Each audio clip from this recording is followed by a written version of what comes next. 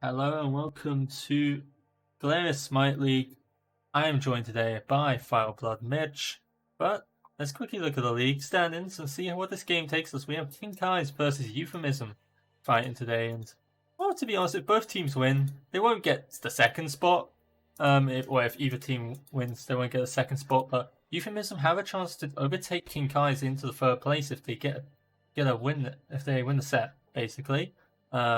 And well, whoever loses this set have a big chance to drop down to fifth, maybe even sixth. Or nah, they can't go down to seventh, but they could possibly drop down to sixth, which is pretty huge in terms of things. So I'm joined by Fireblood's Mitch today, and he'll be joining me on the chair too.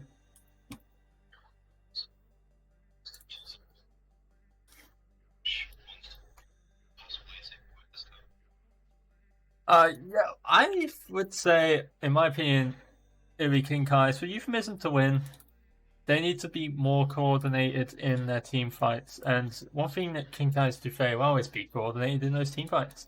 Lupo Dargentator is the jungler of Euphemism, and he is very, very aggressive. Very aggressive.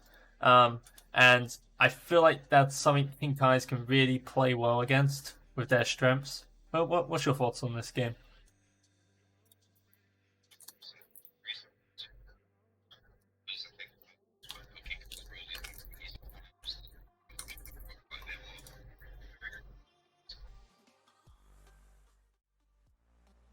Prolific picks on this team that if you ban them, it's significantly not easier, but they're more handleable.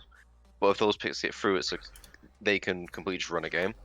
And again, I think Euphemism do need to hopefully work on their coordination, because if they coordinate and they manage to take out what King Kai's want, they definitely have the chance to take them away this set. Yeah, I completely agree with you.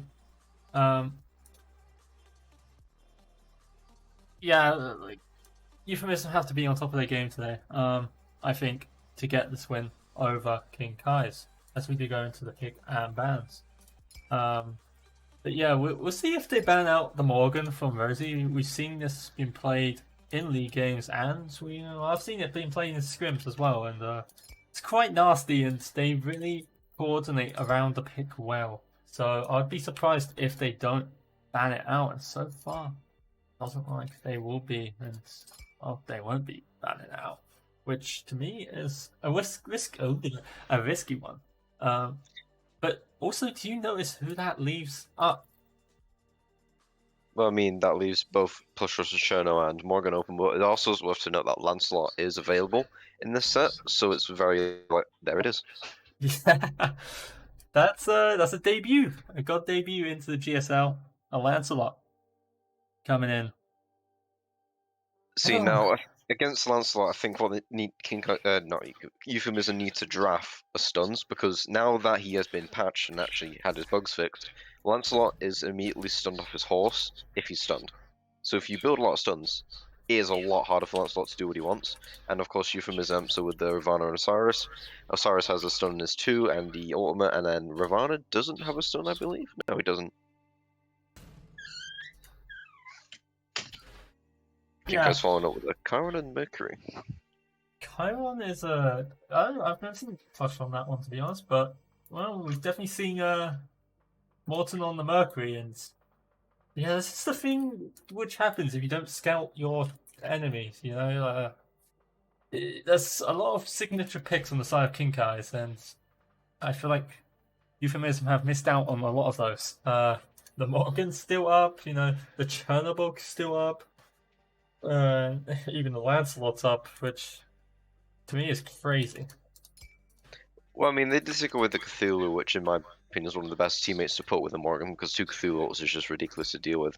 It's also worth noting Euphemism is picking up a Yemoja now. Out of lower division, very few support players can play Yemoja. Yemoja is a very hard god to play. Like, in upper division, I can imagine all the supports have it in their pocket, but it'd be quite interesting to see Depressed Rhinos Yemoja, because I don't think I've seen it before. I think is this his first time picking Yemoja? I do believe he's played it before in some games, but not many Euphemism games have been casted. I think I've missed one, actually. It'd be quite interesting to see them, because a good Yemoja player is just a really difficult to deal with. And now Euphemism locking in the Ulla. Yeah, they look in the Ulla, and I'm not sure where that would go. I don't see Cookie Monster playing an Ola, to be honest. It doesn't fit his playstyle from what we've seen so far. So it looks like it would probably be going mid onto iFreakout, who in the recent weeks, iFreakout's kind of been really good in their team. Probably one of the standout players for me. Oh Is yeah, there? definitely. Yeah, would you agree? Yeah, of course. Uh, Sorry. I was gonna say, yeah, Lupo was like, you know, the main focus from teams for a bit, but people started seeing that iFreakout was starting to make some really good, uh, a really good effect on the team, and has really done well in the past few games. Yeah, I think Freakout, despite when his team does make mistakes, he's always managed to stay in a consistent spot where he's dealing a nice amount of damage. Like, when a team fight goes wrong, very rarely is it Freakout's fault, and he manages to handle himself in lane, which is quite good for him. So I think Freakout is definitely one of the most reliable players when it comes to Euphemism. And now we see them hovering in the E set, which, into King Kai's comp, I'm not very confident about. They do lock it in, and Yeah. that does confirm Cookie Monster on the Ulla, which is honestly really interesting to me. I'm interested to see how he does on it. Because to me, it doesn't look, it doesn't strike me as a Cookie Monster pick. Honestly, you see him on like Charybdis, who is currently banned, but also like Chernobog, which was also banned in this game. Maybe they have really banned out his godful, because he's used to playing those sort of safer gods. Well, Chernobog's not a safer god, but yeah. I mean, I think both teams have drafted a quite good comp here, but like Euphemism of the Ravana and Osiris, which are definitely two flex picks. If I had to imagine, it's probably Osiris in the jungle and then Ravana in the solo lane, which makes more sense to me, but it could be either way. Then Yamoja's always a good pick and competitive, and then depending on how this game goes, this Uller and Isa are either going to be completely like game changing, or they're going to be like fairly out of it for the most part, because once these two gods get behind, it's very difficult for them to have an impact in a game. Yeah, I can agree to that. But we'll be seeing. I'm assuming that's a Lancelot solo, and Mm. he is an assassin, but I think we can all agree he plays like a warrior. So it'd be interesting to see how he performs out in that lane. So we do hop into game very shortly. I do really Interesting like the choice. Xingqian pickup. Like the Xingqian in my opinion is just a perfect pick because into Ula, Yamoja and Isa, as soon as that CC means he's down, and obviously I doubt Yamoja's gonna go beads. It's just oh no, she has gone beads. It's complete free for like Xingqian at this point. And forcing a Yamoja or just any support really to go beads in the early game is just hurtful for that peel. Like no shell, no winged sprint, like no, not even a horrific to be aggressive. Like beads on support is just really detrimental in my opinion. Beats on whose side? On the support, just in general. Yeah, it does hurt. I'm sure you know as a supportman yourself, it does hurt not having that, you know, extra relic, especially come late game when you want your magic shell, you want your sprint, or you want something like an anchor sort of thing, depending on the situation. And not having that and just having beats, it's selfish, but sometimes it is required when you're facing heavy CC comps, Hmm. like ones with Xingqian, for example, right here. What is your thoughts on that overall? Like, do you think it's worth picking up the beats? Personally, in this game specifically, I don't think I would have because I think Umoja has enough survivability that she can get away. Either as long as she has a 3-up or she can ult in response. It's like I don't know. Plus, a lot of that comp doesn't really burn beads in my opinion. Like Lancelot, not really. Mercury, I guess, with his 3, but then Barbara and Charon don't really burn beads. Like this is purely the Jing Chen who's going to go for the beads, and he's going to be the one reaping the benefits if the beads are down. So Yeah. personally, I don't think I would have, but I understand the sentiment and why they did. Yeah, I can agree to that. I also don't think that's enough to really warrant beads on the emoji at least. I think that's sort of the sacrifice you kind of have to take or make even.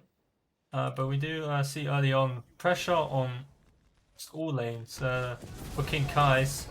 Alfie did get a bit zoned out by Lupo D'Argentato being lurking around that right jungle around the solo lane, so he had to back off a little bit and be careful not to be ganked very early in this game. But Lupo has made his way back into mid. Freak out hitting level 3 first because of it. But Lupo might get caught out here. He's been dashed by Morton, and Morton's going to take a considerable amount of damage here. Take a huge risk there. Be fine. We see Omar doing quite a bit of damage onto Alfie right now. Honestly, I think Raven is just a very good pick into Onslaught solo because he can stay in a lot easier and he can take the damage with his passive shield. I think it's just a very safe. I mean, I'd say they're both relatively safe picks, but if Lancelot gets behind, he isn't doing that much. Whilst Ravan has that like lane pressure. Oh, and a solo for Omar, first blood. Omar getting the first blood solo kill onto Alfie 01, and that's a huge start for Euphemism there, getting that solo kill onto Alfie, who is one of the better solo laners in the league right now. So yeah, getting ahead of Alfie cannot be a bad thing.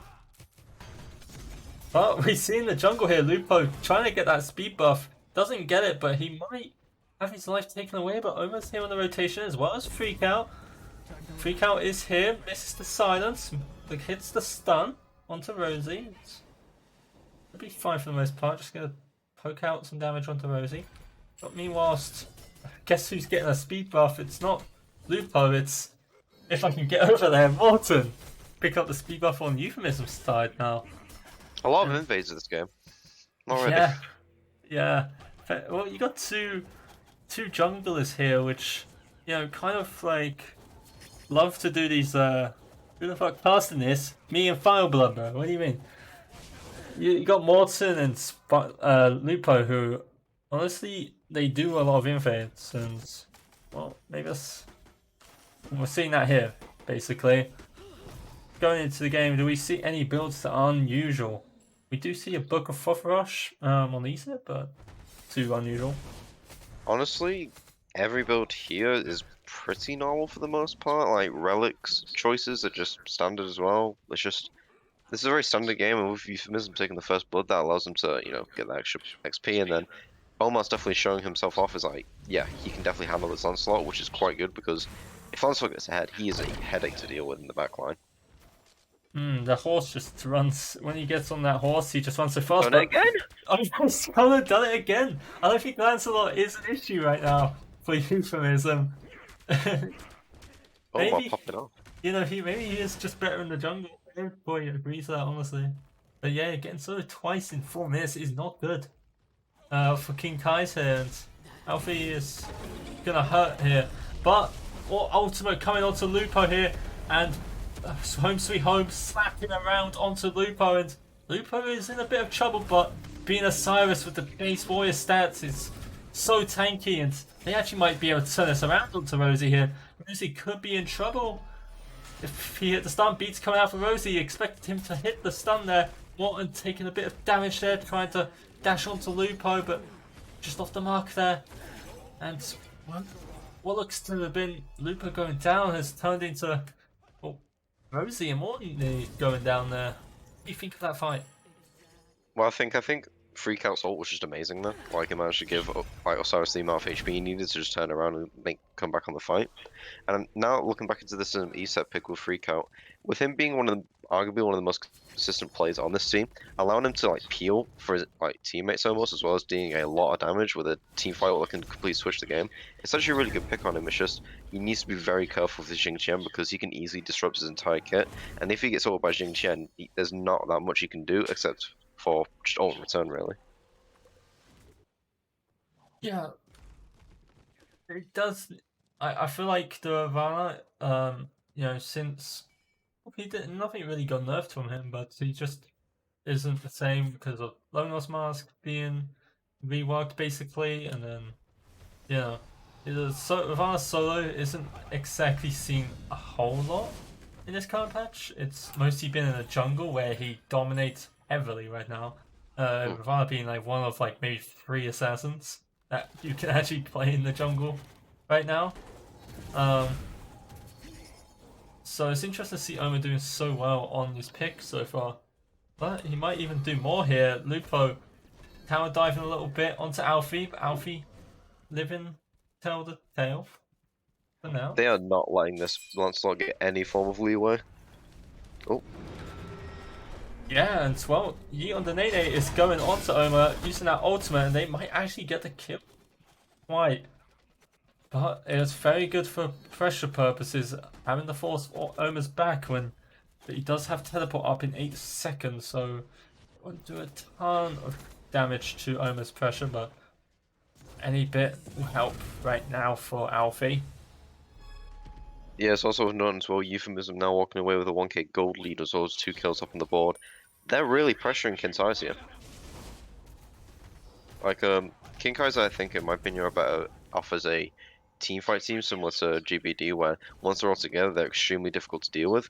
But if Euphemism keep up this pressure, it's going to be hard for them to do what they want. Yeah, and we have 3 members of King Kai's here ready to team fight over Oma right now, who is in a bit of trouble. Oma doesn't have the ultimate up, and he is going to get picked off, and, well, throwing away the bit of the lead that he had pretty much here, and Alfie's going to be able to get back into this lane just fine now. Good rotation by Yi and Morton to be aware that, you know, Oma's been on these blue buffs and he wants these blue buffs, so be on the timer and you got yourself a kill. I don't really agree with Oma pushing in there when he didn't have ultimate on him. I feel like he should have backed off. Well, I feel like he shouldn't have been there in the first place, and you know, without the support of his jungle. And then when he realised that they were all there, he should have definitely just backed off instead of trying to steal the blue buff, in my opinion. Yeah, unfortunately, I think Omar should on what he was doing, like trying to get him in lane, just keep up the pressure in that sort of sense, because in competitive, teams are going to rotate for their buffs more. And Omar was on a pretty comfortable lead, and I feel like now he's just kind of lost it now. Oh. Here comes Alfie, he's got the ultimate, pulling off. Lupo's here for the gank, but he's not going to get anything here. No way. Lupo's just going to take up quite a bit of damage from the towers and, well, show himself on the map, which isn't the best for the jungle. He's showing himself on the map right now. Morton's around this right side of the jungle, but I don't think much is going to happen here. Nope, they're just gonna lock eyes and walk away. You are on the ADC lane, not a whole lot has been happening, you know, just usual ADC things. Flush Rush missing half the way for his wave ability. Very cool. Not really anything crazy with the builds at the moment. He set up for going for starting for Walk Staff, I can imagine, so double stacking quite early into the game, which in the late game that's going to like pay off quite nicely, especially with the amount of power she's going to be packing. Yeah, I think that's the use of that rushing the Book of Thoth early over a start item, is that you are able to do this double stack pretty early. But we see Gold Fury being pulled by Euphemism, and well, it looks like King Kai's none the wiser right now. Plush Rush was about to come towards it, but just a bit too late in noticing that his lane partner was gone, and Euphemism picked himself up an early Gold Fury here. I mean, King Kai didn't even know what was going on there. It just disappeared. And thankfully that's what ESET's ultimate is, you know, one of the best things at objective securing. And even if King Kai's came over to contest, there really wasn't much they could do with that ult fully charged at that point. Yeah, I don't like people trolling me and not telling me that Smite was in the audio twice there. Chat troll, didn't tell me. I forgot about chat. that audio source. Let's go, we love chat. This is why Facecam Kiss is banned right now. Not because I forgot to turn it back on. But going back into the game.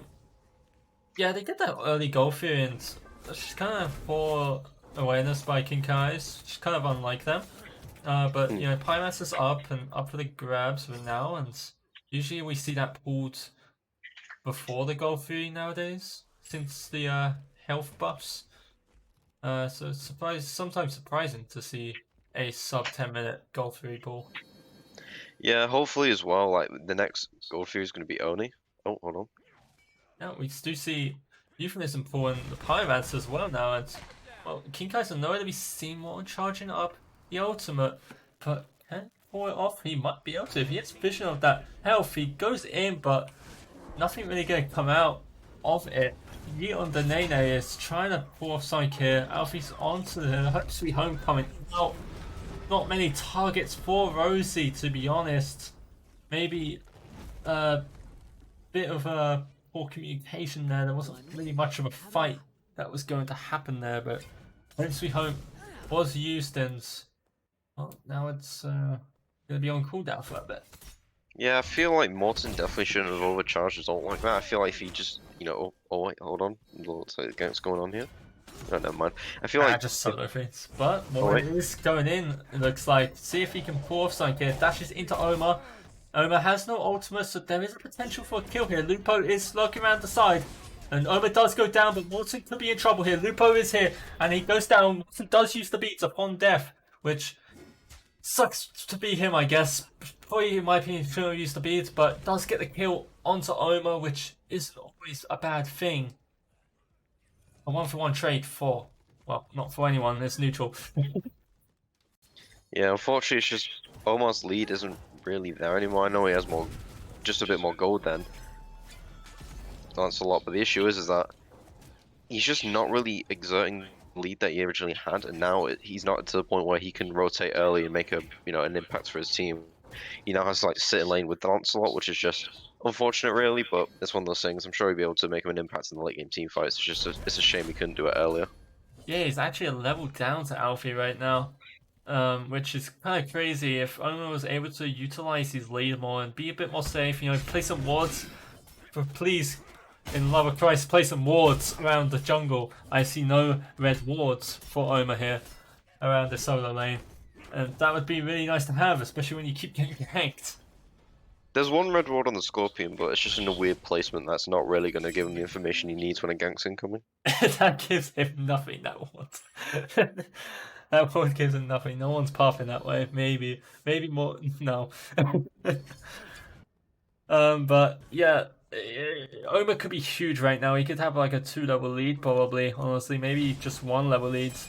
Right now, and be a bit more gold ahead, and really be pushing, like flexing a big lead that he could rotate into the late game, where he would be almost unkillable, having the Ravana of Soul Eater.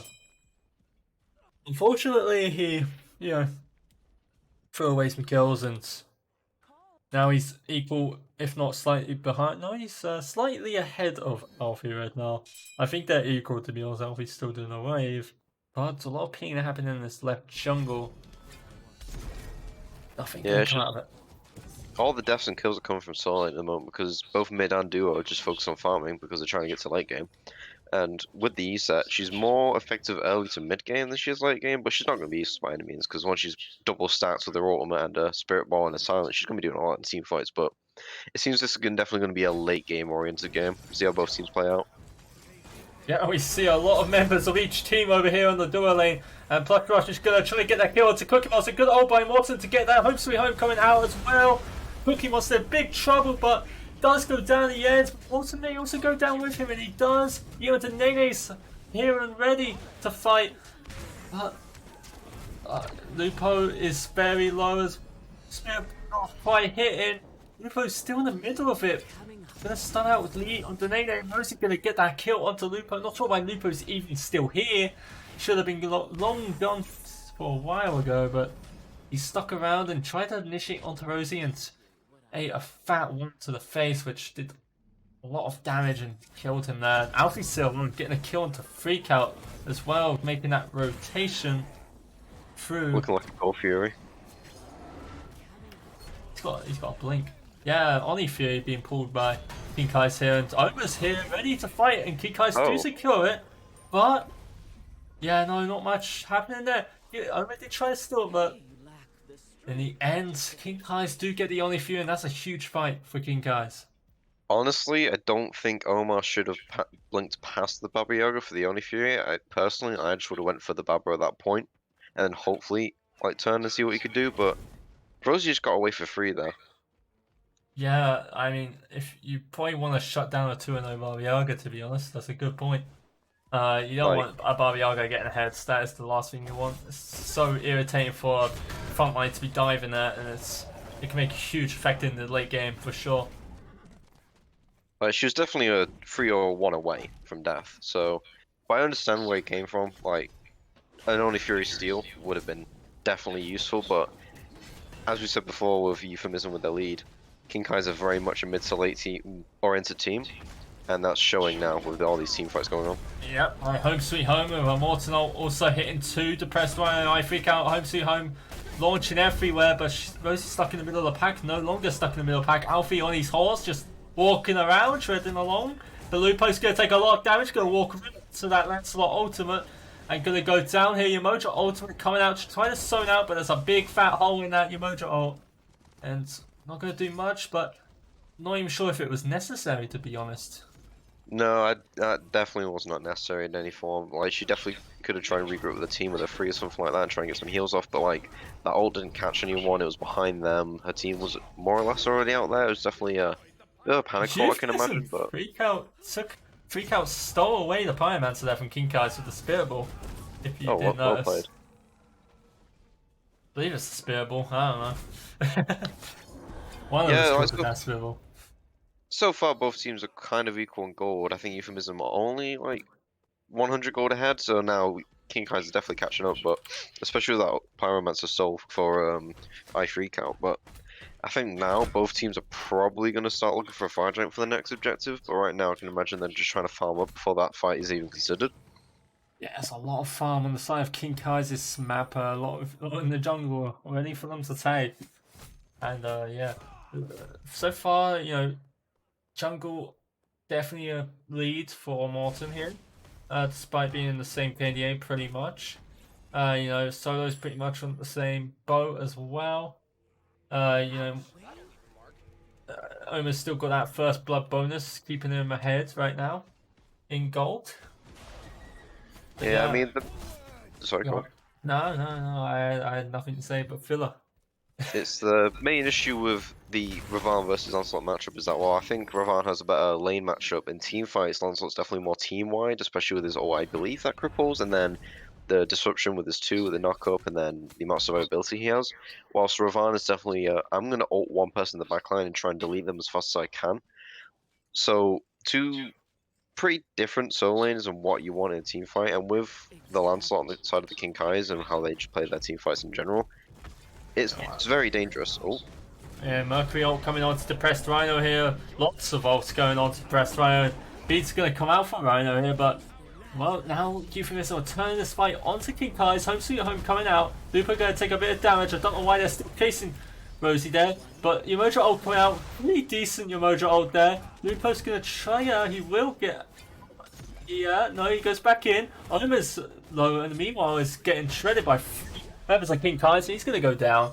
And well, so far, 1-for-0 trade in size of King Dev. So Cookie wants to get in the solo kill with the push rush there on that Ulla. Kind of push diet. He had no ultimate, so he couldn't do much there. And Alfred's gonna get that kill onto Lupo. Morton looking to maybe try to push in to get a kill onto Pressed Rhino, but be a smart choice, so he does back away. Alfie trying to pressure out Freak Out here. Good science by Freak Out there. A lot of damage from the Lancelot. Yeah, I mean, the start of team fight when Depressed Rhino was like pinned to the wall and then Jing Chen ulted. I think even if he didn't beads, or just didn't have beads in the first place, I think he would have survived anyway, being Emoja. And then he had a pretty decent ult trying to peel for his team, and then more of just King Kai's came over. But well done to Cookie Monster though for soloing push rush. Rosie That's is definitely going to trapped in here with members of Euphemism and it's gonna go down. nice. What you were saying, sorry? I mean, we just carry on what I was saying really. Just now, Cookie Monster's managed to solo push rush, and now he just came over and killed Rosie. Oh, just a pause. Epic pause. You know what? We're professional here. We can just do this on stream. I can't be honest. I wasn't told there was a pause. It can't be that long if I wasn't told. This this is the part where like the message show like you guys ready? You guys ready? Yeah. This no. But yeah, well, yeah, Cookie Monster has quite a bit of a lead. He's level 18 right now, and I'm intrigued to see him move this lead over to the game and see what he can do with the lead. How long is this damn pause? Oh, There we go. But looks yeah, like. yeah, the Oh, Pacific's not pulling the goal for you right now. It's just a goal for you, so nothing too insane. He set all kind out, and it's gonna blow up now for the secure. nice. I'm gonna obviously out secure the Chiron ult any day of the week.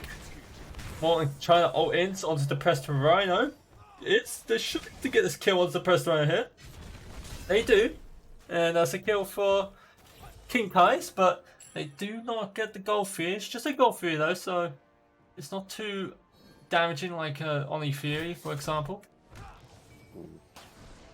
Yeah, it was like I would have been very surprised if Jin Chen managed to steal a goal through, especially in Nisa ult, but it was a good callback for them, managed to take out Depressed Rhino, so it was a nice trade for them, but now it's a 5v4 when it comes to the Fire Giant. And with Euphemism have a pretty good comp around like objectives in general. One god missing is quite impactful for a team fight. Yeah, it is, especially your support, your Mojo. Your Mojo's a very impactful teamfight god. Probably Yeah, one of the now best teamfight gods, honestly, in my opinion. with Omar using his ult as well as sorry, I'm using Lupo using his ult to try and escape. It's just they're running out of ults for these objectives. So now, if they manage to get another pick, or just I think they can definitely take away this advanced no, sorry, Fire Giant. I hope we could be in trouble here. He's in the middle of 4 or 5 Euphemism players, but 3 split off to go on to get on the Nene here, and that could be in big trouble. Home sweet home coming out, Morton getting the kill onto Lupo, and in the back clear, Alfie's chasing down Cookie Monster. Plush gonna get that kill. Alfie going down to freak out. Cookie trying to leap away, but how far can he get? Not too far. He does get away though. Gonna go down. That's 4 kills, 4 deaths, Yeah. 4 Euphemisms. Now it's 4 Oh. members pins up and 1 member of Euphemism up, and well, looks like they're gonna push for the right Phoenix here and see if Cookie Monster can offer up any sort of defense. Yeah, it seems to be falling apart now for Euphemism because King Kaiser's coming in showing their dominance and just it's just a very weird situation of being for Euphemism, especially in how strong and how aggressively they're playing. But one thing I like to know is that I don't, when it comes to the builds, I just don't really agree with the Shimoja build overall. Like, I don't think Spirit Orb's that good that early. I think I would prefer the Chronos Pendant, and then Sov is okay, but then I don't know. I just don't really agree with the. I think it needs a bit more cooldown to utilize Shimoja fully, and then I don't know. She had a pretty good ult in the team fight in Fire Giant, but unfortunately, King Kaiser has so much pressure they just managed to breeze through it. Unfortunately. Yeah, well, yeah, so Fire is still up. Both teams. One thing I'd like to mention about that fight: before that fight, Euphemism were 2k gold up. After that fight, they're 2k gold down. And we can Ooh. see that in the graphs. Look at that switcheroo going on there. Yeah, if King Kaiser manages to like secure this Fire Giant, it's going to be pretty hard for Euphemism to really answer back to them at this point because with the Phoenix down, and if they get a good team fight, which they might be doing here. Well, here comes the team fight for 5-3 count using that set ult pretty prematurely right now, and he's left with no ult, and he uses his Aegis, no beads coming out, and he's gonna get Xing Qian ulted into Oblivion, into the whole of King Kai's, and Pyron ult coming out hitting a bunch of players, and looks like Euphemism could be wiped here. Omar is so low, he's using the immunity, he's gonna get hit by the Chiron too, the pressed runner, and that looks to be game. DSI coming out for King Kai's, and this is what you said earlier. King Kai's are a team fight team, and if they go down early, it'll be okay because once these team fight hits, they look like one of the best teams in the division for sure. And well, here comes Titan. It's going down. No players off for 15 seconds, so Chaos Titan killing Yeet on the Nene, but it doesn't matter. King Kai's picking up that game 1. I mean, that's unfortunate, really, but I think Euphemism definitely have a strong case to come back in game 2. But unfortunately, King Kai's just managed to play the map a bit better towards the mid game, and then they didn't even have to take a fire giant. They just killed them. So, Yeah, no fire like, giants this game. yeah, and unfortunately, Omar did have a lead, and unfortunately, due to some questionable plays, I don't think he is the direct reason they lost, because obviously it's a team-wide thing, but it's unfortunate that Omar really couldn't push the lead he had at the beginning. Yeah, no, he had a huge lead. He was 2-0 about 4 minutes in, and did not do anything with it really. So it's unfortunate that he went ahead and did that. He really could have done a good job. Yeah, I think we'll go into game two. I think I'd probably ban the Lancelot for the most part, and maybe probably the Baba Yaga as well. But I think Rose is just a very difficult mid lane to ban out in the first place. But I definitely think the Ravan might be worth running back. It's just I think he needs a bit more of a team to facilitate with him as well. And as for the Yemoja, personally I don't think I'd run it back. Not because like the best round was banned on it, it's just that I think he needs a really hard peel-centric guard because I know they managed to ban Ganesh and Geb themselves in this draft, but honestly, I think they would have been better off with a Geb or Ganesh themselves.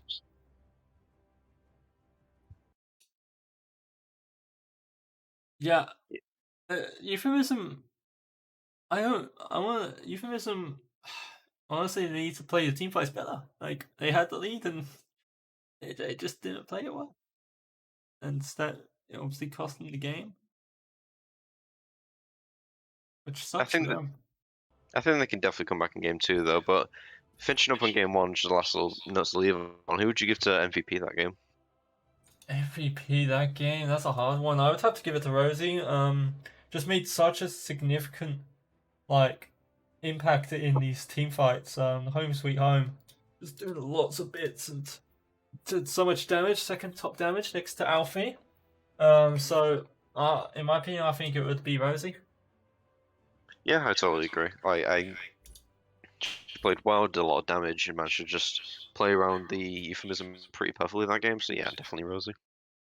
I'm surprised we didn't see much of Cookie Monster's leak out onto the team fights. He had a lead in the dual lane. He solo flush rush runs, and nothing really came out of it after that. I mean, unfortunately, what I said about the early in the East, that kind of became true towards the late game. They couldn't really do anything with the Jin Chen in their face, and once they managed to get all his leap off or he sets ult prematurely and their beats are down, they just pretty free for King Kai's overall. It's just unfortunately the reality of those picks is that ESET's really good when it comes to objective fights and mid to early fights, but late game fights, especially if her team doesn't have pressure, she's pretty underwhelming as a DA, to be honest. Yeah, it was unfortunate that they couldn't pull through into that game, but we'll see next game to see if they can pull off a win in the game two. Euphemism. Maybe this time get that early lead again and then project it onto the team fights. We'll be right back after this break. Very short break, by the way. Very. Maybe. We'll see. We'll see. But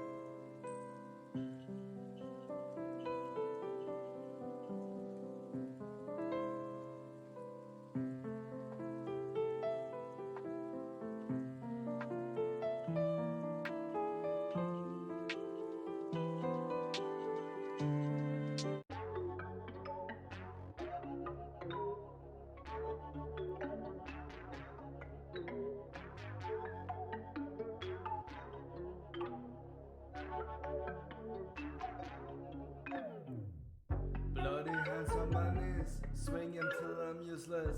Won't give a fuck about you leaving your dumb ass toothless. Man, I feel bad for you. Your family too, you barely recognizable after I'm done with you.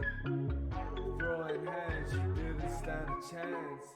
You quite a laugh, alright, let's get to dancing.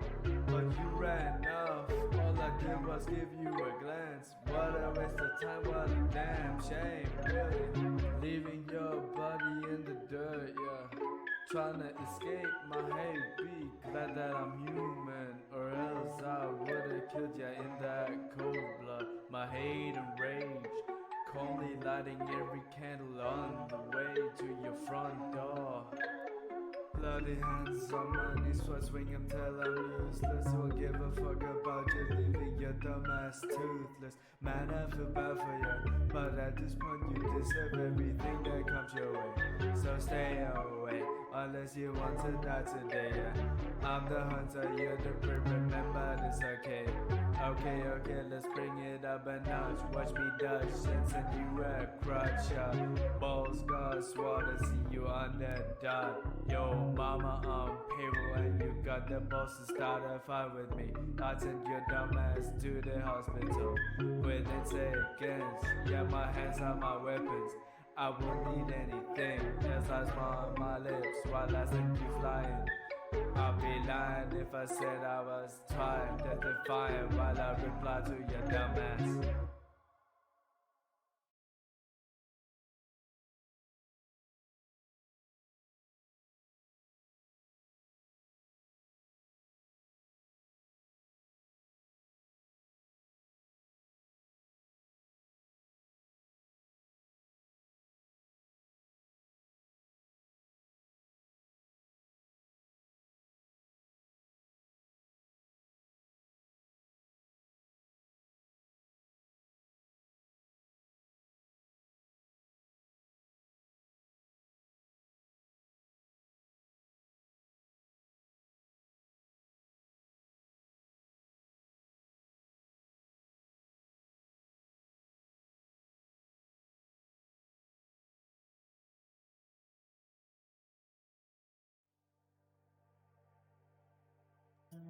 Hello and welcome back to Glorious Smite League.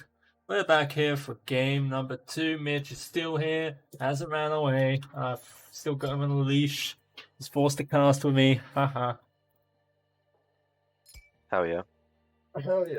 Let's go into these game 2 pick and bans.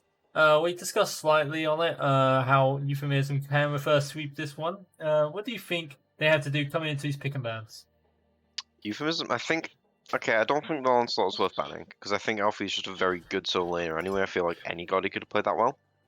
But if they aren't going to pick it, it might definitely be worth for ban, but overall I don't think so. But then Baba Yaga is just a safe ban overall. It just caused a lot more damage in teamfights than they expected, and it was very safe because the amount of mitigation she gets in her 3, and then the escape was just really good as well. And then, honestly, I don't think there are any out ban-worthy gods on the Kinkai's comp. I think Kinkai's just played really well overall that game. But we'll see what they do here, because so far they've banned the Cthulhu and Yu Huang, which is understandable. They're both very annoying to deal with. And then Kinkai's, I think these are the same bans from last game for Kinkai's, bar the Nemesis, I think. Yeah. I don't think there's been much change up in the band so far. I would argue maybe, but if you're a Euphemism and you haven't really scouted Kink Eyes, maybe you would ban Barbie Yaga based on game 1, but maybe that's just a maybe.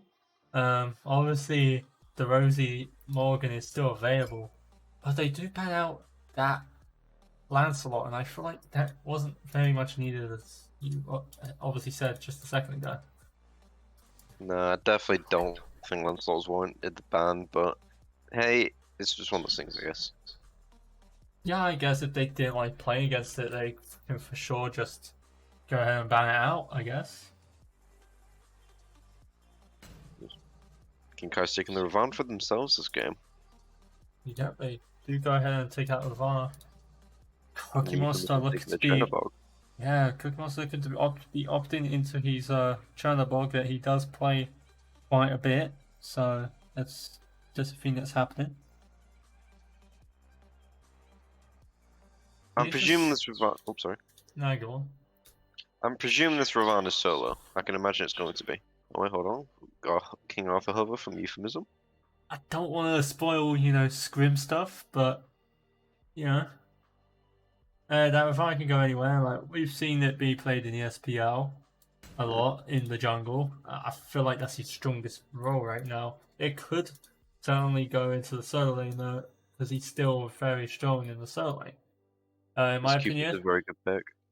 it would be. In my opinion, I feel like Ivana is much stronger in the jungle right now, as they do lock in the R2, and I don't imagine that would be a support character. Oh yeah, no, I don't think Artio's very that much of a good support overall. I think she's definitely more of a solo god. So this is probably Van Jungle and the Cupid ADC, of course. So that is a very strong draft insist because I think King Arthur just struggles against Artio as a whole, and then same with each struggles with Cupid, same with Chernobog. It's just I don't really know how I feel about this Discordia because the amount of It's, cripples now, if it's she's like, locked down, she's going to struggle. I If I was Okay. Artio and or Ravana in this situation, I see a Discordia on the enemy team. I'm just like, low free kill? Question mark? Like, Ravana and Artio just play so well into a Discordia, and well, it's been locked in, and looks like iFreakOut's gonna be on that Discordia. Let's see how it pans out during the game. I feel like it's not gonna go very well. I mean, as long as she doesn't get into the cripple field, this is actually a pretty good pick into them because she can just get away with a free, and then her ult is very strong on team fights.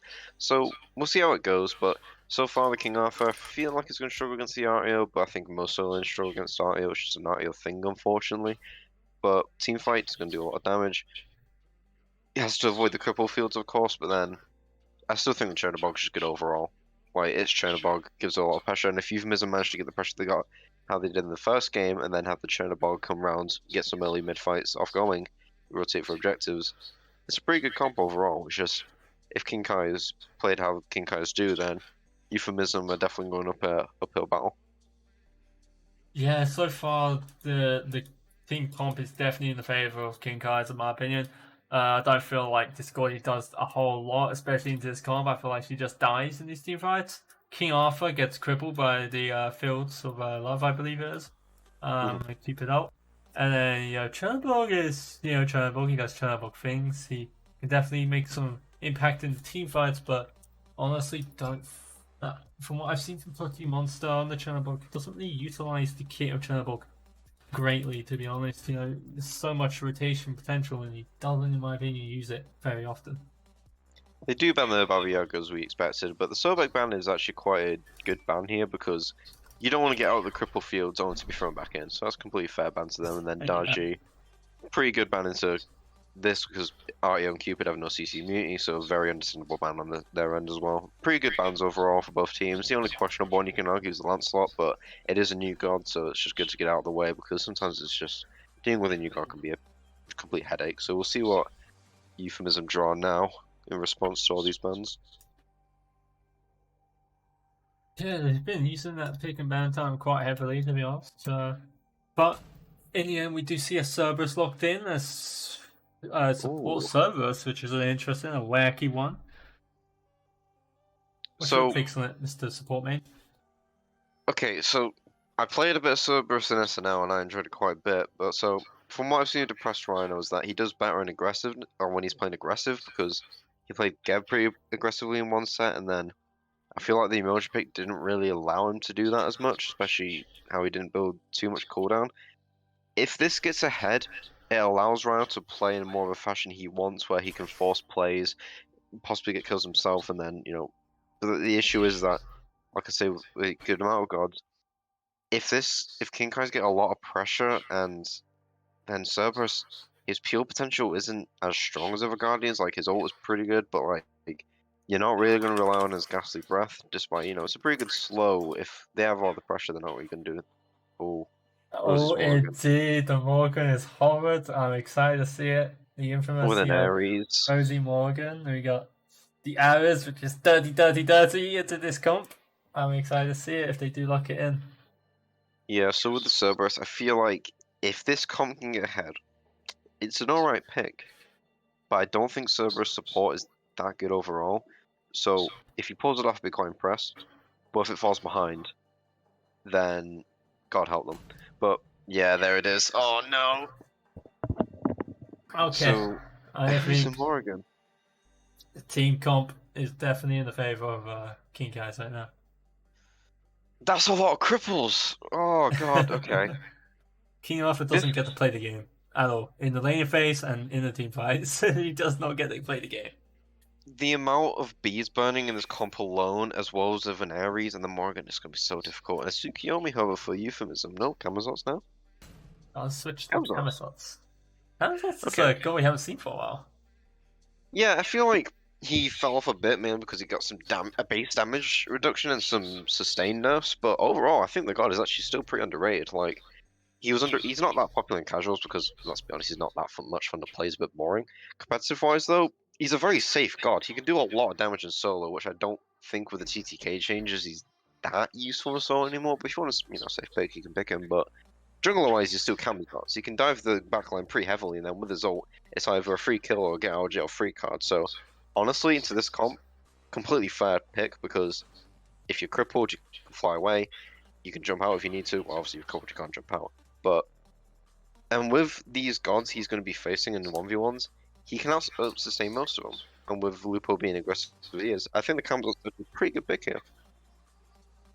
Yeah, I mean, it's not the worst pick in the world for sure. It's a pretty good pick. I'm interested to see how it does. I haven't seen a Camisos in a while, and honestly, one of my favorite gods to play in jungle and solo. So I'm happy to see a Camisos in the game. It'd be interesting to see how it fares well against the comp that you guys have put into the Baba Yaga brew and made into this disgusting thing. Very disgusting. If I was this King Arthur right now, I'd be like, okay, guys, can we just F6? I don't even want to play. I don't get to play anyway, so. Yeah, plus it's also worth knowing with this Ares, it's definitely a Cerberus situation where if he gets aggressive, he can do a lot for his team, but if he falls behind, it's Ares, he's not going to do much from behind, so thankfully with that leeway, Cerberus has a bit more potential now, because if they pick like a Ganesh or a Geb, I would not be confident in the Cerberus, but into Ares, I think he has a better shot with this now, because if he gets Ares behind, he's in a very good, comfortable position here. But Rosie's movement is here, so that's going to be quite difficult to deal with. I don't think she's going to be transforming into Artie or Ravana.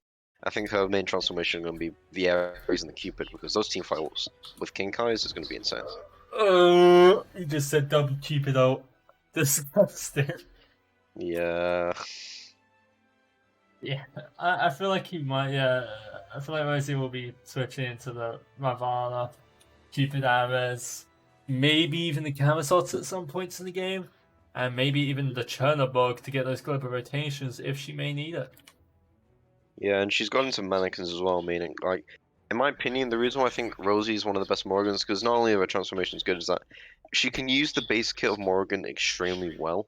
Like, she'll disappear completely for one moment and be behind your backline, and you wouldn't even think that she was there in the first place. And once she gets Hidden Blade, that burst damage on top of her teamfight potential with her ult, it's going to be insane, honestly. I'll be very surprised if Euphemism managed to win this game, but if they win, I'll be very impressed. And I think they definitely have the shot of how they played the early game in game 1.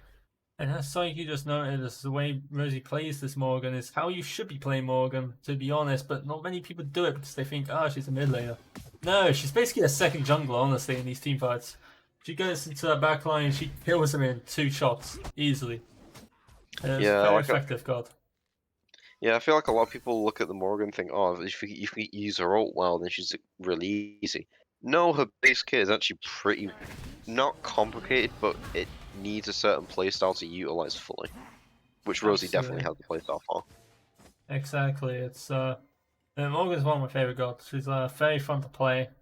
You know, one of those things I ask people, if you could only play one god for the rest of your life, they say stupid things like Loki or something. No, you pick the Morgan, because you can play any god you want. And she's a very fun kit, and well, she's getting pushed down here by Lupo, and Lupo once again. I'm gonna count of how many tower shots Lupo's taken in these games of GSL, because it's a lot of tower shots he keeps taking. That was a lot of early damage as well. I didn't expect that much burst damage from these two. Well, I mean, I should have Yeah. just got doing Kamazots, but The that could Discord have been an 2 early ones blood. does a lot. Well, not into the late game, but in that early game it does a lot. Late game, I also think it's pretty decent. The chunk damage is pretty nice, and then if you match it multiple people, it's pretty disruptive. So the one thing I don't like about Discord is that she doesn't do much outside of her 2-1. Her ult's okay, but outside of that, she doesn't do much. R2, Alfie getting a solo kill onto King Arthur, Oma there. So that's cool, I guess. Oma's really not going to be able to play the game today. Yeah, I mean, yeah. it was expected. Like, King Arthur into REO was just not a good experience overall. Yeah, it sucks, especially if someone knows how to use the R2, like Alfie, who I assume would know how to play the R2. One of those gods where people think, once again, it's a simple god, but it's really not. Like, if you don't know how to play R2, you're going to struggle. Oh, Alfie's not going to have that problem. Yeah, I mean, I think Omar's definitely still a good mid lane. I don't think he's going to be out of the game yet, because as long as he manages to play safe, get into the mid to late game, he'll definitely be influential. Because think, once the Cupid ult is down and the IO couple's down, and if, Ares isn't, as long as he's not crippled, he can do a lot in the backline. So, as long as he doesn't get overconfident, plays safe, gets to late game, rely on his team a bit, I think he'll definitely play fine this game. Yeah, all he has to do is really not fight Alfie here and just try to focus on farm as best as he can. As best as Alfie will allow him to, really, let's be honest. Cause I'm sure Alfie will be putting heaps of pressure onto Oma coming into this lane. Yeah, it's also worth noting that the press runner has also gone for the beads again, which into this comp is very much more understandable. Can't jump away if he's crippled by any of the three guards. Gets slowed by Cupid, Ares ult, and then obviously Rosie's probably gonna be doing that as well. More understandable here. This is definitely more of a situation when, yeah, beads on support is definitely more accessible, because if he doesn't, he's gonna get picked off way more. But he does have a CC immune ultimate, which can, hopefully save him a few times if he's in danger. Yeah, I see the reason of getting beads, and I would question why he wouldn't get beads if he didn't go for it. So yeah, that feels right here. Rosie initiating onto Lupo here, and Lupo's gonna go down here, and I think that's gonna go out of here as well. I'm getting the solo kills at Alfie in the back there. Nice. But good transformation by Rosie onto the Cavasos, the right transformation in that situation for sure. Yeah, and Omar getting the solo Pokemon kill. Monster should be down here. Hot Bomb's just doing not enough. Just 1 HP. You see, don't level you 2, level you 1, easy. Just don't level you ult either. Just get that 3 level, rank 3 Heart Bomb, you've got that kill. Troll. That is huge. That is huge for Omar. He managed to get solo the IO. That's great. Yeah. That's really well played for him. We didn't see it, but I'm sure it was well played by him. I mean, yeah, solo lane kills, who cares? I was saying the other day in my next game, man, I was keen off into an R2. It's like, I'll argue that if someone doesn't play the R2, well, I'd argue that key off account is R2. But, apparently it's not a, It's just nice to see that Omar's just completely not out of the game. Yeah, He's he definitely definitely still going to be a threat from looks of things, which is really nice to see. He should not get complacent though, he should keep trying to farm as he was just before. Lupo might get soloed by the Greatest Scorpion, but should be fine. That is fine. But, I'd like to see those low health bars on the jungle camps for sure. That's nice to see. Pretty typical builds here. I guess the only thing that you don't see as much is mannequins on mid, but it's Morgan, so it's completely acceptable at this point because Hidden Blade late game is insane on Morgan. So builds pretty normal around the board, really. If I'm right, I believe Mannequins does proc on her AoE auto attacks as well. Yeah, it does. Scepter is that is it's pretty nice for wave clear. Very nice for wave clear actually. So yeah, it's I've played the Morgan with the Mannequins before. It's really nice to have in the mid lane. The Prestero getting caught out a little bit here, Morton using the Ravana ult, but Cerberus coming in for it. Oh, the one got blocked by the wall there. Bit That's unfortunate. The map geometry came in clutch there to save Morton from taking some tower hits. Yeah, so that's nice. that's just really annoying about Serbs as a whole. Like Ares ult will pull people regardless. Oh wait, hold on. Rosie might be is dead gonna here. go down here. Lupa Dog and Tato getting that kill onto Rosie. Onto Nene using the Arizal. Did he not hit? I think Lupa Uh, used the leap, maybe?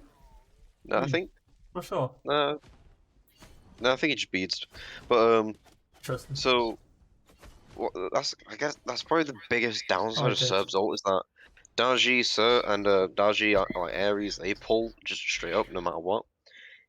Cerberus, if they clip the wall, it doesn't take them. Like, I'm pretty sure if he tried to put them under tier 2, it would have pushed them all the way. But to be fair, I don't think anyone playing Cerberus considers the map geometry and if their ult's actually going to work.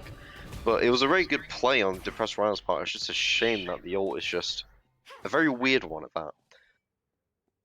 Yeah, I've never really tried to pay attention to that being Cerberus ult being blocked by the wall, well by the skim of the wall. That is, for the matter of fact. So that's an interesting interaction to see.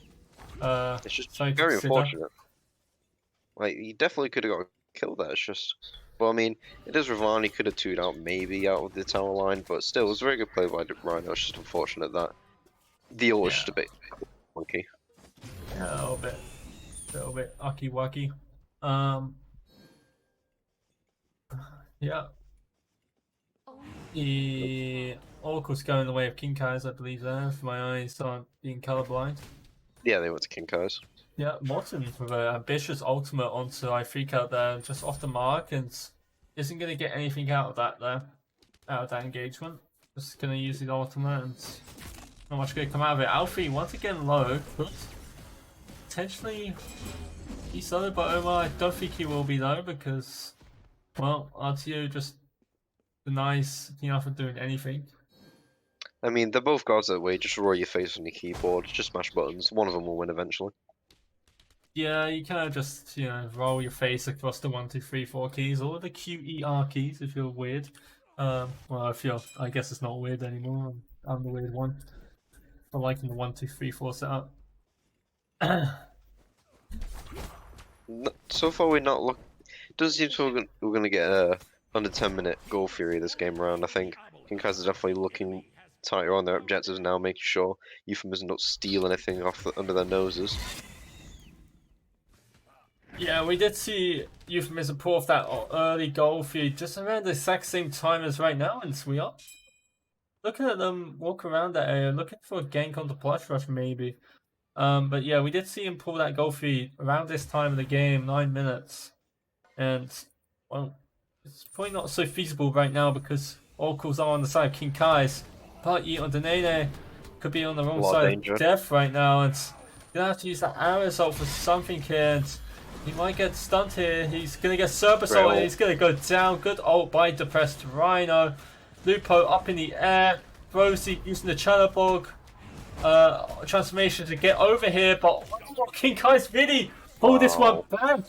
Good rotation by Morton, really good by King Kai's there to pull off that triple kill right there. And the Godfrey could be theirs. They don't really have a tank, and they're gonna have to keep switching it over, but it's very difficult to do that now that the Godfrey is the way it is. And Discordia pulling out like hit Plush Rush. Plush Rush has nothing to do but die. Great All defense. Godfrey pulled by King Kai's, but great ult by iFreak out there. You get that kill with the Plush Rush. I mean, that was great defense by Freak Out, but going back to the fight beforehand, good ult by Depressed Rhino, managed to force out the ult from Ares. On the day, it's very hard to stay fast. So managed to get his ult out, managed to pull him back and kill him. They could have got the Cupid, but unfortunately, both Morton and Rosie just rotated a bit too early for their liking and managed to just completely wipe them out. So very well played by King Kai's and turned that one kill into one for free. And then unfortunately they couldn't get the Gold Fury, and of course Freak Out managed to pick off the Plush Rush and defend the Gold Fury. So really well played by both teams there. I think if Euphemism just managed to kill Ares and just managed, back off a little bit, then hopefully maybe go for a Gold Fury themselves, settle for a bit, see how King Kai's respond. But it's done now. Hopefully they'll take what happened then and improve into the next fight. Well, looks like Lupo is, doing Lupo things, being on the side of the other jungle. I believe. No, he didn't get that blue buff in Fade, unfortunately for him. Unfortunate for Alfie. But, he's always around these jungle camps, and something you gotta be aware of when you're on the other side of Lupo. And Arizal coming out from the Nene, and Beats coming out from no members of Euphemism there, so just gonna pull him into pretty much nothing. Rosie had to get out of there because Lupo was falling around the right jungle. So nothing really coming out of that ultimate, unfortunately, and so far these ults and stuff from Kings have been a bit out of sync of each other, which is a bit unfortunate for them. Just need a bit more communication on these feats. Yeah, I mean, unfortunately, the Euphemism comp is very awkward to fight around, unfortunately. Like, there's a lot of dangerous areas. Oh, wait, hold on. It's being dived here. Cookie Monster here on the rotation, and Molten is going to go down here. Alfie still one is up in the air with Omar, and Cookie Monster going to get that double kill. Good rotation by Cookie Monster, utilising that Chellerbog ultimate. But Goldfield being pulled on the other side here by King Kai's. And the Presto is the only one here to be able to defend it, but that is going to be enough. His presence is going to be enough. They're not going to risk pulling this Goldfield and risking being taken down. But on the other side, Euphemism take that Pyromancer, noticing that 3 members of King Kai's are on the Goldfield right now. So 3 Pyro, 3 double kill for Euphemism. I mean, yeah, that was excellently played by Euphemism. What King Kai's did to them on the Purple buff was what they did to them. Like, they think it's going to be an easy kill, they're going to get Omar, but unfortunately 2 of the members of Euphemism rotate around and they might take both down the Ayu and the Revant, so that's really well put better them. Then King Kai's unfortunately tried to go for the Go Fury, didn't have enough damage to do it, and Euphemism called him out on it, managed to hit the Pyromancer and just walk away. Completely fine there. Really well played by Euphemism. Yeah, in my opinion, I don't think Morton should have tried to get that kill onto Omar there, especially on in for it. Kind of just signed his own death certificate there, doing that. And I think that showed in the fight. It just got picked off really hard, and Cookie Monster made a really good rotation, and they got heavily punished for that. Yeah, I mean, it's just unfortunate really, but now Go Fury's down, but not Go Fury. Pyromancer's down, but Rosie's taking a heavy amount of damage here. Discordia ult coming out for freak out. Luckily for Rosie, it did hit Morton. Thus, Rosie will be fine, but we'll have to back away for now and see underneath another aerosol just really for no reason. This Camazotz is very difficult for Rosie to deal with, because if Camazotz hits his 1, then he can see Rosie even if she goes invisible. Hits his 2, the take damage takes out the invisibility. The Camazotz, like Lupo's Camazotz, is making Rosie's Morgan quite awkward to play around because she can't do what she wants to do for free anymore. Someone's going to be on her constantly now. Yeah, you're right, and what a good stun by Alfie, and it looks like Lupo's going to try and get away. Almost very low, but so is Morton now. Quick Monster with the rotation, and he's going to force a back off from King Kai's there. Alfie and Morton going to have to back away. Lupo trying to take out a lot of damage onto Alfie, and he does do so, but takes 2 towers to the head whilst doing it. Doesn't get the kill. Nene is around. He could maybe potentially look for something on Omar. Doesn't get the chain just out of range. And that was a good rotation for Cookie to force off Morton and Alfie there. And another poor, well, an unfortunate, I would say, engagement for King Kai's on that sort of lane. Yeah, and plus Rush now taking the left tower with a trebuchet, and now that gives them a lot of left pressure to hopefully look for Go Fury as well, but an early tier 1 tower, not bad at all. And at this rate, it looks like Euphemism are the ones carrying the mid pressure. Rosie's kind of struggling right now because no matter what she does, Lupo's just on her constantly. It's very hard for her to get away and sneak away when she wants to. So I was very curious to see how she deals with the late game, because if she's not managing to sneak around and get those free kills or big team fight ults, then King Kai's actually might be in danger this game. Yeah, King Kai's are really struggling here. They're 2,000 gold down. They've got level deficits in some lanes. Well, actually only one, I lied. Just in mid. But definitely nowhere near the game. But Euphemisms have quite a lot of pressure on some of these lanes, and they have quite a big pressure and good formation on this current team fight. Leon Dene taking a lot of damage, one last ditch effort. Good spirits of love coming out from Plush Rush, but despite it's very split, Lupo being the one doing that. Alfie up in the air right now. I freak out, doing a lot of damage going on to Morton. Plush Rush getting a kill to Lupo in the back there. Rosie and Zoma stepping it out. Rosie using the Aegis Amulet in the back there. Plush Rush trying to get away from Cookie. Good pill by Alfie. Cookie gonna take a bit of damage, but I freak out. He's here and he's gonna get that kill onto Plush Rush. Alfie also take a lot of damage here. He's gonna get out though. And well, Rosie was just not allowed to be in that fight. Oma made sure of that.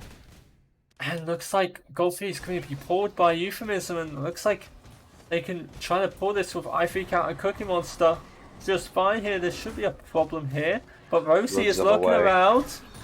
Look, Rosie could look to maybe try and get a one shot onto Cookie, who is back in. Is none the wiser, and he's going to get that kill. And nice. Good kill by Rosie. Good vision by her. Just recognize that there is a low health bar there, and is able to pick it up. And well, Cookie Monster kind of laced back in there, and I Freak Out not the, staying around the area to help out just in case anything happens. They didn't know that was going to happen. Yeah, I mean, it was a very nice pickup by Rosie, but overall, huge win for Euphemism. Like, it's like what I said with the series. If he's not doing these massive big plays, he's not going to be doing that much for the team. He ulted, got a few pulls, died, and then the Cupid ult, like Lupo just ulted out, left, and then it really didn't affect Omar and Rhino that often, really. We're seeing the strength of Euphemism's comp now, because I did say, if Euphemism get behind, it's going to be an uphill battle. But they're the ones ahead, meaning right now, King Kai's really need to pull it together, because if they don't manage to bring out their mid to late game team fight potential, Euphemism might win this game. So far, Euphemism are definitely winning this game. Almost a 4,000 goal lead right now. And then we're looking at a pretty chunky XP difference. And it looks like Euphemism could be running away with this game. They're posturing around this pyre, man, so I can spell trouble for them here.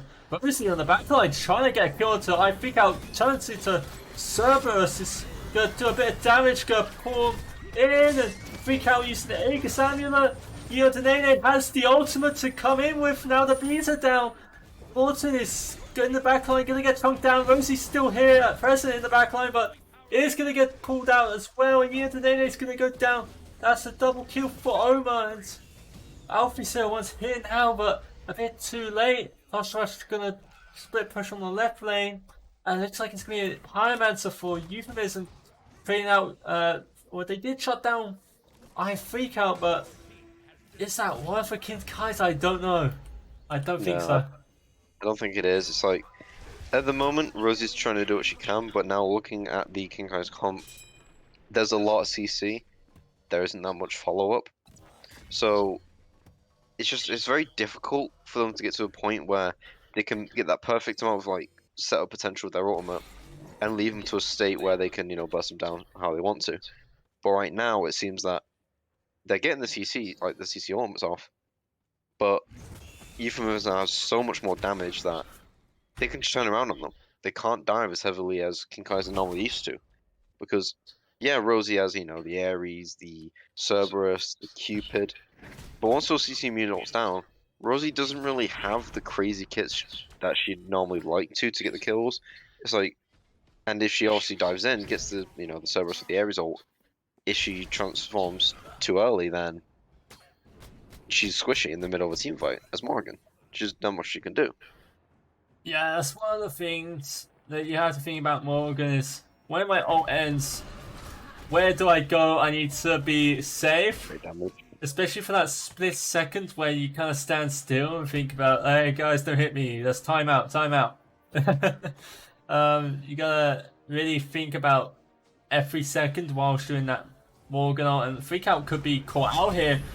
Members of King Kai's all over Freak Out here, and not much the Prestone can really do here. Good vision by Alfie to realise Freak Out was out of position there. Well, not out of position, I would say. Well, kind of out of position, but alone. And well, talking about alone, Plush Rush gonna get killed by Lupo in the enemy jungle, and Cookie Monster, aka Rosie, is gonna come over to Omar. Beats used by Omar, and they're looking for something here. Well, they're going to get the greatest score, but Fire Giant is up. They could look to posture around it. I don't think they will. I think they will try to take as much farm as they can right now. Yeah, it is a 4v3, but unfortunately with Cupid being down, they just don't really have the damage to really look for a Fire Giant currently. Yeah, they kind of just want to take the farm that they have right now and start the wards around the Fire Giant, ward into the enemy back camps, etc., etc. Try to set up for it. They don't recognize that Lupo is in the jungle right now, but they didn't recognize he's pathing. Looks like, or they didn't see him. Oh, I'm not sure. But gonna chain up Lupo here, but not any King Kai's members around to take advantage of that. And that's something we've been seeing a lot from the Undernay. He's been doing these Arrows ultimates. He's been doing these chains, but not in front of any King Kai's members.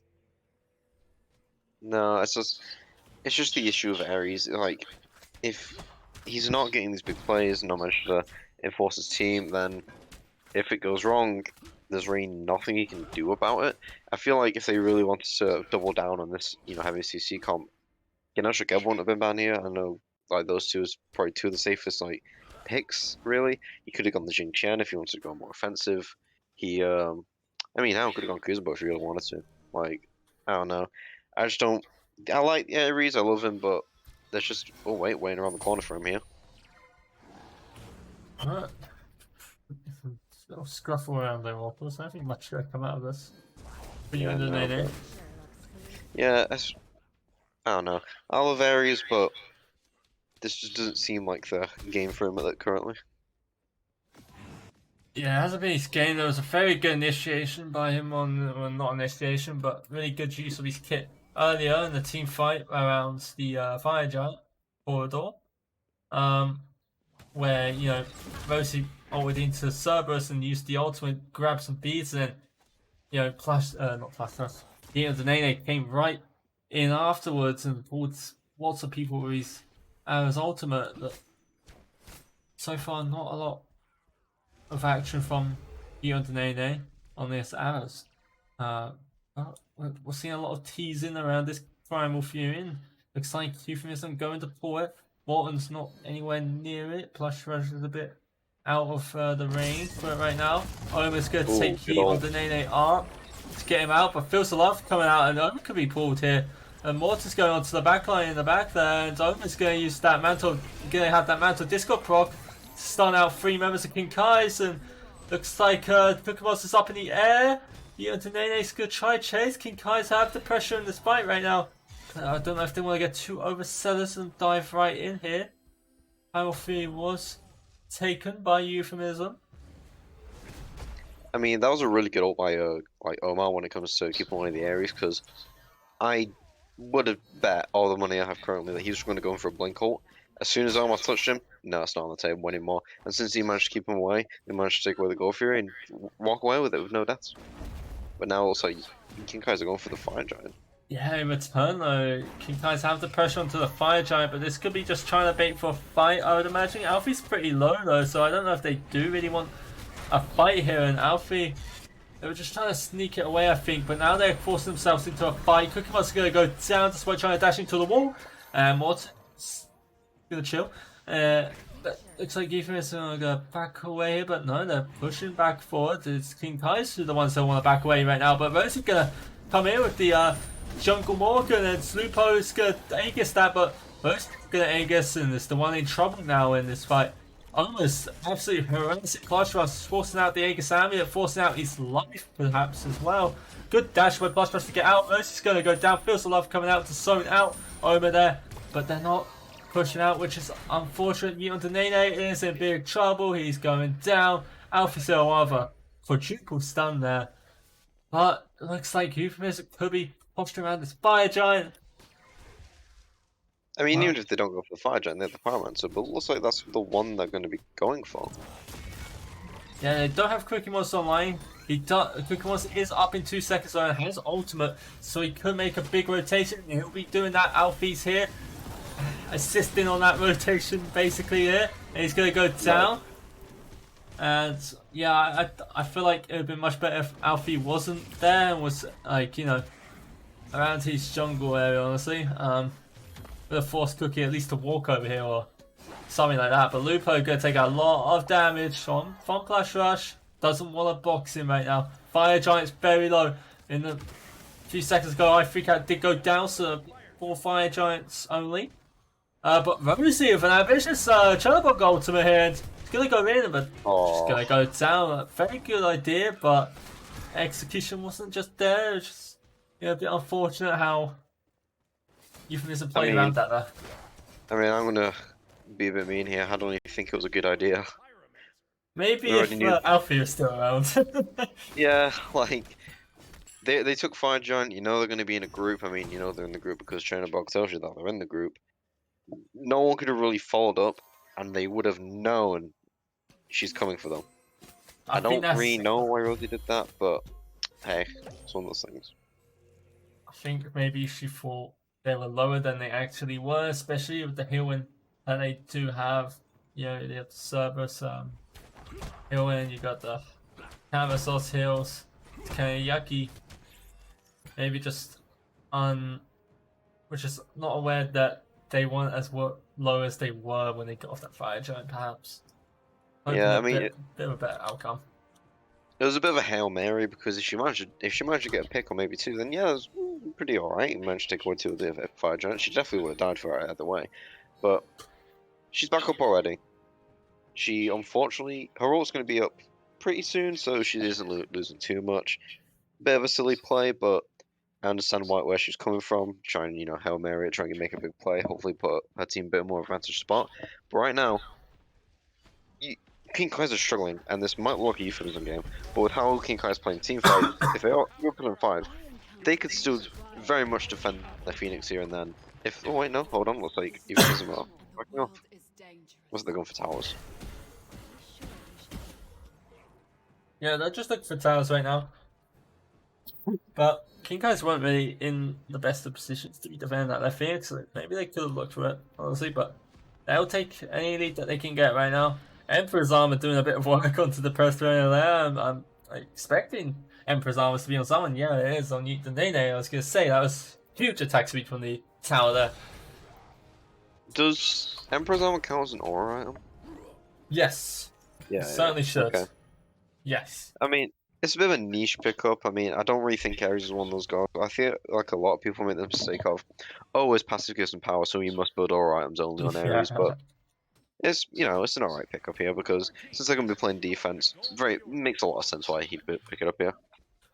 Yeah, no, I don't like when people say, just build all items on there. It's like, no, that's just not what you do. Yeah, definitely don't do that. That's not worth 30 power. Trust me, especially magical power. It's like they're teasing the tier 1, but with the Emperor's Armor up and the fact that King Kai's most certainly have all their ults up, and they definitely know that. It's definitely a risky play to go for, but minions pouring in now. Yeah, Alfie 01's gonna try to go into the whole team there. Plush Rush gonna ult onto Plow. No, Omer's gonna ult onto Plush Rush, but Omer could be in trouble there. Feels a lot coming out. Lupo very deep right now and could be in trouble. Is not gonna be in trouble though. Obviously getting that Cupid ult off again, and Lupo's gonna dive onto Rosie as well, and gonna be fine for the most part. He's gonna have to try and get out. He's sneak around maybe to the back. A good initiation, engaged by the Pastorale there to really discourage King Kai from doing anything there. And it looks like they're gonna push for maybe a Phoenix, maybe. No, they're gonna go for the tower. Yeah, I mean that was well played by Euphemism. They saw the ults coming out, so they backed off a little bit, and then the ults from King Kai's were a bit thrown around a bit awkwardly, so not much follow-up could really be done on them. And now, because that fight now, King Kai's are going to be losing all their towers, and it looks like Euphemism are going to be backing off a bit. Just, go back, get items, maybe look for, start setting up for the next Pyromancer fight, because that'll be relatively soon then. If they manage to get this fight, then definitely looking like a Euphemism game too.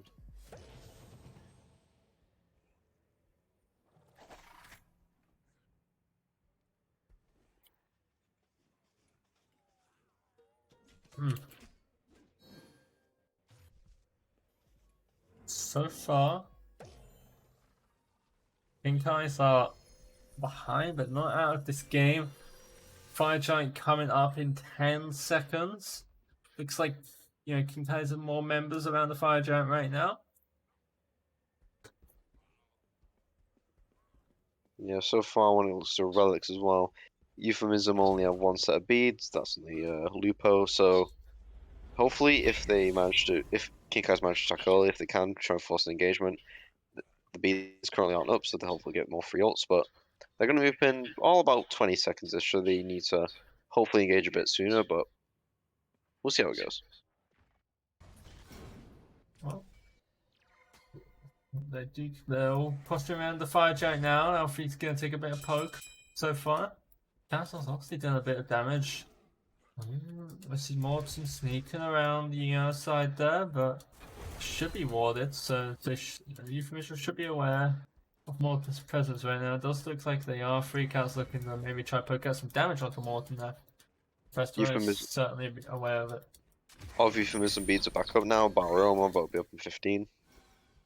So now they have a lot of leeway in this team fight now because they can ult most of King Kai's heavy CCs.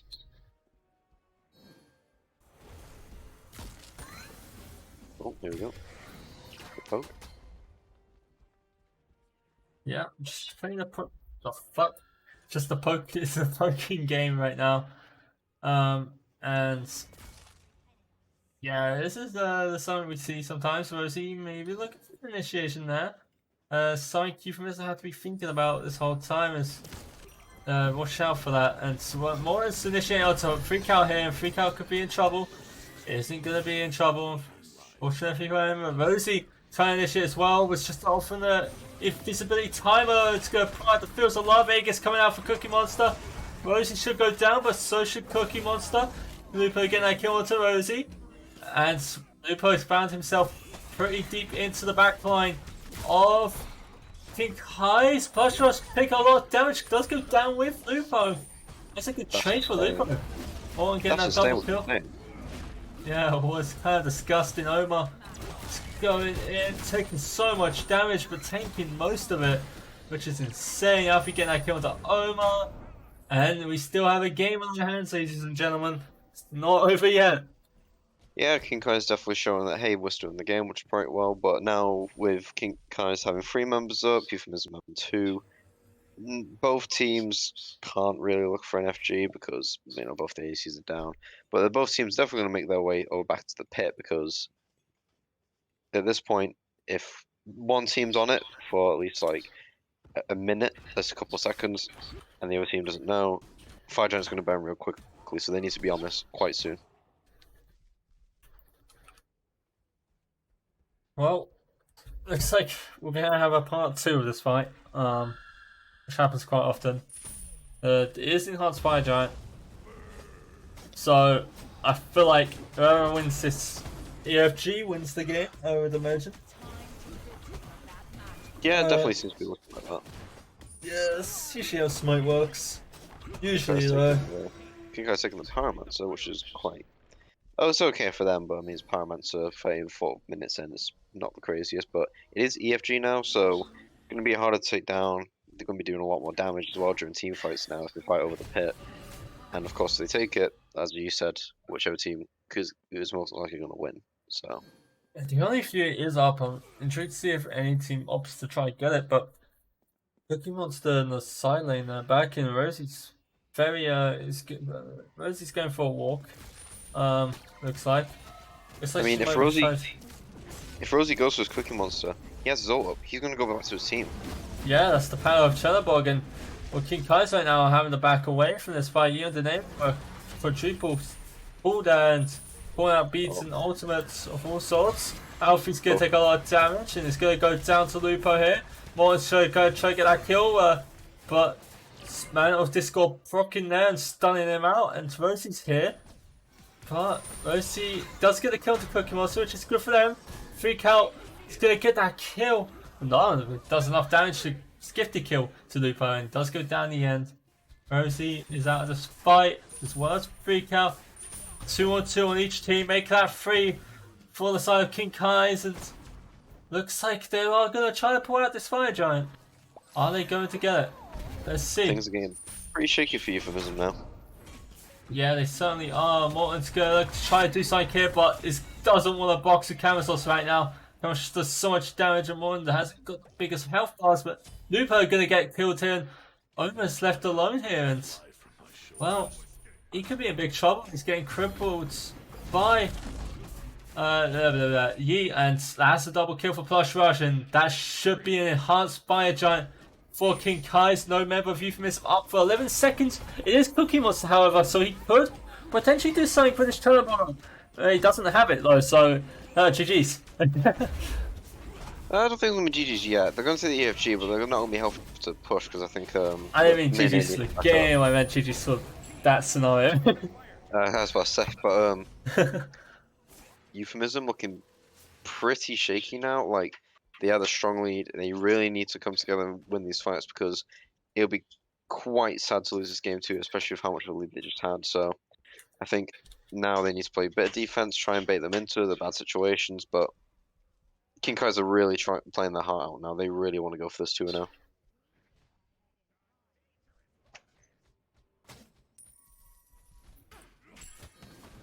Oops. Right now, looks like they're going to be contesting for it on EFA. Enhanced Fire Giant is on actually all 5 members of King Kai's. They must have timed that for the respawn times, which is very, very nice for them. But if they're able to get this Pony Fury, then even more nice for them. And we're going to get some, at least get some towers here and get themselves back into the game, because Euphemism have been really strong this game and really pushed out King Kai's out of this game, which is quite a contrast from game number 1 where Euphemism kind of threw that early lead, but this game they've been really good. But King Kai's looking to take this one back, it looks like, and try to get this game 2 in their hands. And with the addition of these towers being taken down, maybe even a Phoenix or 2, certainly the way to do it is they do look to push into tier 2 tower in the mid lane right now. Now, can they get that pretty easily without any trouble? Trebuchet on the right, pushing for Euphemism. So they're going to have to go deal with that, but Oni waves starting to pour in onto the left side of the map. There's a lot of pressure on, there's a bit of pressure onto the left Phoenix side for Euphemism. So they could be distracted by that. Meanwhile, Euphemism, not Euphemism, King Kai's are pushing down this right lane onto this tier 2 tower, and they could be looking for a Phoenix siege, and they certainly are. I freak out is on the left side here, and that is pinged out by King Kai's. Denene Owen in here and gonna pull depressed Rhino. Alfie also initiating here, and then initiating on the tower. Nothing gonna come out. Others coming out to try do something here. Lupo's gonna land right in here. It's gonna leap away. Good 2 by I Freak Out. Built a Love coming out. Rosie doing the transformation to get that. And Doma looks to be getting shredded right now, but he's gonna take so much damage. And he's gonna die in the end, but Denea could be in trouble as well as more. No, they could be fine. Alfie doesn't want to push in too far here. He doesn't have enough health right now. And that could go down really fast with Cookie Monster. And that's a successful siege defense by Euphemism. Yeah, it looks like Euphemism are not going down without a fight with this mid fight now. And they're playing extremely well here. They're really keeping, like, King Kai's away from this tower. Like, you know, with the Blink ult, Ares tried to take him in, but you only got Depressed Rhino, which is probably the worst target you want to bring in. But even now, they're still defending this Phoenix.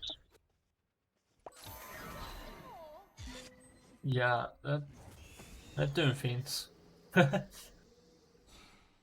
it's just a bit of a stalemate now currently, because the Euphemism comp is not a comp you can just walk in under Phoenix against. They can definitely maul them to shreds if they get too close. Well, they're trying to now with the wave coming in, and Alfie's on to Cookie Monster. It's going to be able to slow him out, but it's taking out a big chunk of damage from him. It's not going to be there for too long, and they're going to have to pull out now that they've got the Phoenix down. But Rosie's going to get pulled here, no beats offer available for her, and that's a good pull by the Depressed Rhino there. And Denea is going to go down. So they need to get out of here. With Cookie Monster, that's the ultimate up. He's going to be teleporting right in. Field of Love coming out. Good Field of Love by Plush Rush. Aegis is going to have to be forced out by Cookie Monster. Watson Owen back in. And it's like they're going to try it all or nothing here. And Smart's going to get the kill to Lupo. Cookie Monster really low in the back, but Morton's not going to be able to get to him. Alfie's going to try to get out. And he might just be, should be able to, I think. but Oma's here and ready to fight. If he turns around, and I don't like that decision too much, and he's gonna get taken down. I really think he could have got out of that, to be honest. Yeah, DSL for Euphemism. Also, they're going to go for Phoenix now, which is... I'd be very surprised if they managed to win off us now, but... They could go for game, yeah. They definitely could. I mean, it's a very well played defense. They managed to, like, DSI the entirety of Kinkai's. No way they're going to win here. Rosie's up in 8 seconds, has the ultimate available. It looks like they're definitely going for the end here, and let's see if they can do it. Rosie's up in 1 second. It's up. They're shredding this up, and it's being really tightened really fast. But is it gonna be enough? I don't know. Rosie's gonna do a lot of damage, but Nice. Euphemism take game 2. Nice. I mean, they got a bit shaky towards the late game, and they managed to defend really well and bring it back. They managed to win game 2, which, well done to them. Yeah, they take back a game against King Kai's. A really impressive performance by Euphemism there. They stuck their early game lead that they lost in that game 1, and was really able to really pull out back that game and defeat King Kai's in this game 2. And we are ready for game 3. What was your thoughts on this game overall? Well, I think if you look on just the picks and bans alone, like you think, oh yeah, King Kai's going to win this, but Euphemism played extremely well here. They all managed to pull their weight, and they all managed to, turn it around for them. Then I think the King Kai's drew a bit too much CC because it was very hard to follow up on. But overall, Euphemism played out their minds here. They managed to outplay the King Kai's really well, and I think if King Kai's want to win game 3, I think they need to have a bit more damage overall, and then hopefully get the Rosie Morgan back. But after this game, I doubt Euphemism will let them have it. But so far out of this game 2, who do you reckon you'd give to MVP? That is a really tough question. I've been pondering on my head for a bit. Ah man, I don't know. I Freak Out played I Freak Out played really well. Played the Discordia really well. Had a good presence in these team fights. The Pressed Rhino played very well as well in this Cerberus. And Honestly, he also has top boards placed. Who do you think? For me, I want to say Lupo or Oma, personally. Yeah, I mean, 'Cause I think- everyone played really well. Because, like, okay, Depressed Rhino, Cookie, and I think, like, Freak Out played really well. But Omar managed to do well in a lane that he really, because of Ayos were annoying to deal with. And every time King Kai tried to engage, Omar kept them away half the time, which made the damage really hard to get out. Then Lupo just played extremely well overall, did a lot of damage, burst on a lot of people, made it incredibly difficult for Rosie just to free cast. So, in my opinion, it's one of those two who I'd rather give to MVP, but it's up to you in the end. I mean, yeah, honestly, you can argue for any of those 4 people to have the MVP of that game. They all played really well. They all had their own strengths in that game. And very good performance by Euphemism there, honestly. I honestly can't tie it down to one person right now. That would be I have to throw in some throw out for some opinions from the old stats team, or whatever the hell we want to call them. The mythological team. But yeah, we'll see if Euphemism can pull off the reverse sweep. This is a very interesting set. Euphemism gonna pull back at game 2. And let's see if they can do it in game 3 to get that reverse sweep, or if King Kai's can, well, hold on to their lead and get that game 3 and set. Let's be right back with the next and final game.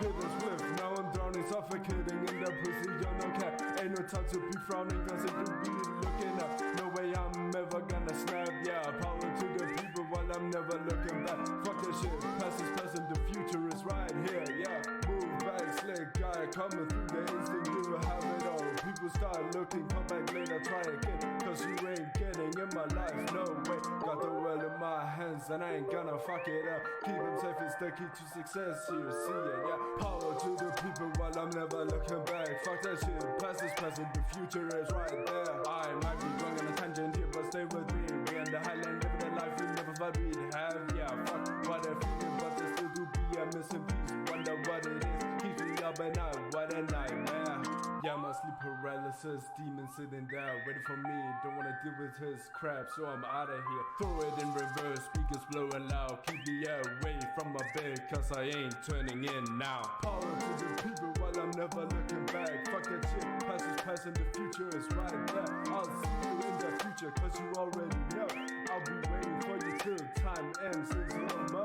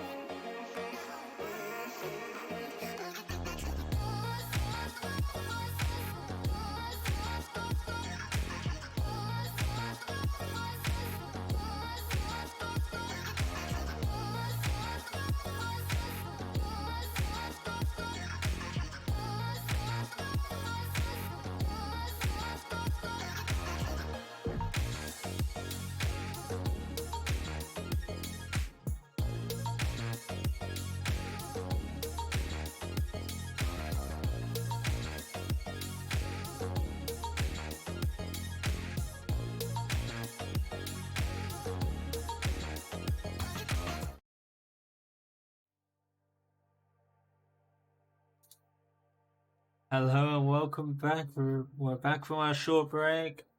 I'm Printers, he's File Blood Mitch. We're ready for this game 3 of this best of 3 set between King Kai's and Euphemism. Euphemism taking the game 2. A really good performance by them. Back and forth action. And I'm really excited to see who takes this set. Honestly, I'd be happy with either or. These are both really likable teams, and honestly, I don't really know who I'd place my bets on. I think I have to wait and see the comps. And so far in the bands, we have Chernobog and Cthulhu, which are standard. Same with Kali. Yeah, I agree with the Chernobog ban. Make Chernobog's just so strong, so strong. Just being able to rotate so easily is just super annoying.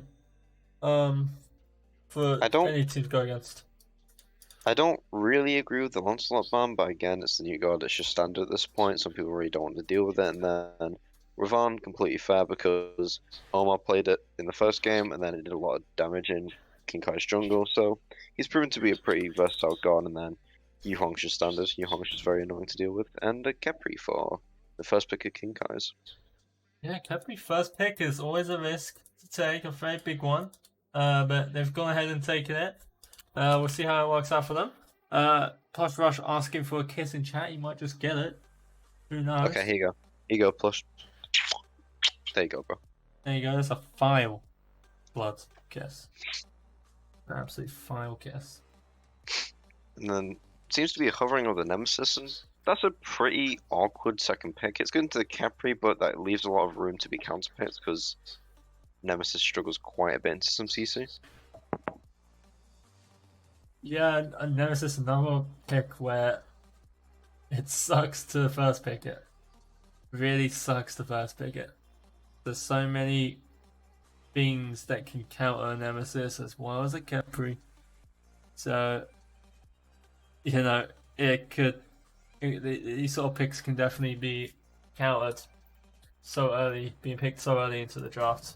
We do see them locked in as well as Sobek. What's your thoughts on Sobek? I think it's a very safe pick. I mean, it's very good as a Cadbury because you can just pluck him, force him out of position. He can't really do much after that. So, yeah, pretty good pick. Sobek's pretty hard to pick into. It takes some stuff away from King Kai's because, yeah, it's just a very solid pick. It could go solo, could be support. With how Rhino plays, I think I'd prefer it in support, but we'll see how the rest of the draft goes. Yeah, I mean, the first round we've seen to be an aggressive support player so far in this set, so it can certainly go his way. I think I would expect it to go his way, though I wouldn't bet on against Oma playing it as well, so it could go anywhere. It's a good flex pick, especially. So we do see a Hebo forward. Interesting to We see where don't, that one goes. we do not see a lot of Hebo anymore. I'd be very interested to see if this actually gets picked. Yeah, no, she's in the jungle, but it's not very. It's not a strong pick in the jungle right now. Just I maybe mean, decent. I wouldn't put it past Rosie to play this in mid. Yeah. So And there it is. I feel like she would go for like a Baba Yaga this game. We Then a do see Baron. Baron 70 as well. That's definitely so low, surely. Baron 70 mid just doesn't exist. There's too many better picks. Kind of more of a utility mage over than anything. It's very interesting because now, is this a Baron solo or a Baron mid? Is this a Hebo mid or a Hebo jungle? It's very, I mean, it could be a Baron jungle, you never know. But, Could be a Baron ADC. Who knows? ooh. RL coming in for Euphemism. This is a completely fair enough pick. I know Omar really likes the REO. It's one of his ranked picks, so he's very comfortable on it. And this does confirm that the Sobek's going in support. And it does lock down, the Capri, the Baron, and the Hero quite a bit, so fair enough. So far, I want to see what is the rest when it comes to judging these comps because these are quite weird picks from both. Actually, not for Euphemism to be fair, but I'm really interested to see what King Kai's end up picking, and then, of course, the Daji ban for Euphemism, which is completely fair and understandable, especially with an Artio and Nemesis on your team. Yeah, and they also do ban out the Mercury. Reminiscence of Game 1. Just ban out the Mercury Malta, as usual. Silent ban as well on the side of King Kai's. They don't want to have those crippled, I guess. Psy's still a really strong pick on the mid lane as well as the Apollo. They don't want that global rotation from Cookie Monster. And that's something people watch Cookie Monster, they see him a lot of split pushing. And he split pushes a lot. A lot. You see, the mistake of that now is that he's going to go Athena ADC and still have global pressure. Huge. That'd be absolutely huge. Be bonkers. Chiron for the Euphemism. Yeah, that could go mid, that could go ADC. I think I've seen Freak Out play the Chiron mids in a GSL game, if I remember correctly. Too many GSL games to remember. I mean, but I wouldn't put it past him. He's played AMC mid, he's played other Hunters mid, so this is this can go either way, so it's going to keep King Kai's guessing when it comes to the rest of their comp, and if they lock in this Morgan Le Fay, it's probably a Hebo jungle with the Cupid again. Yeah, it is a Hebo jungle unless there's something quirky going on here. I mean, Scream to play Le Fay jungle, you never know. Could be Hebo mid still, but... Every jungle and the bound support Hebo solo, who knows? You never know. Very interesting comp from King Kai's, but then Euphemism now in the spot where they need to complete that comp now, and so far, I'm kind of preferring Euphemism comp, but I can definitely see King Kai's comp working, depending on what Euphemism pick fifth. Yeah, a lot of this is see how this early game goes. The early game has not been in the favor of King Kai's in these first two games. Whether or not that will change this game, we'll see. But I feel like if this King Kai's comps get ahead, it will be very, very effective. Honestly, I'm kind of upset that we don't see the Camazots on Lupo again, because obviously they picked Nemesis quite early. Because again, I think Kamzos would have been good into Kinkai's comp, but obviously foresight is a virtue, and then of course the Baba Yaga coming in for the Euphemism, meaning Karen is ADC. Yeah, that's why I like the Kyron AC to be honest, but you know, it's not the worst pick in the world.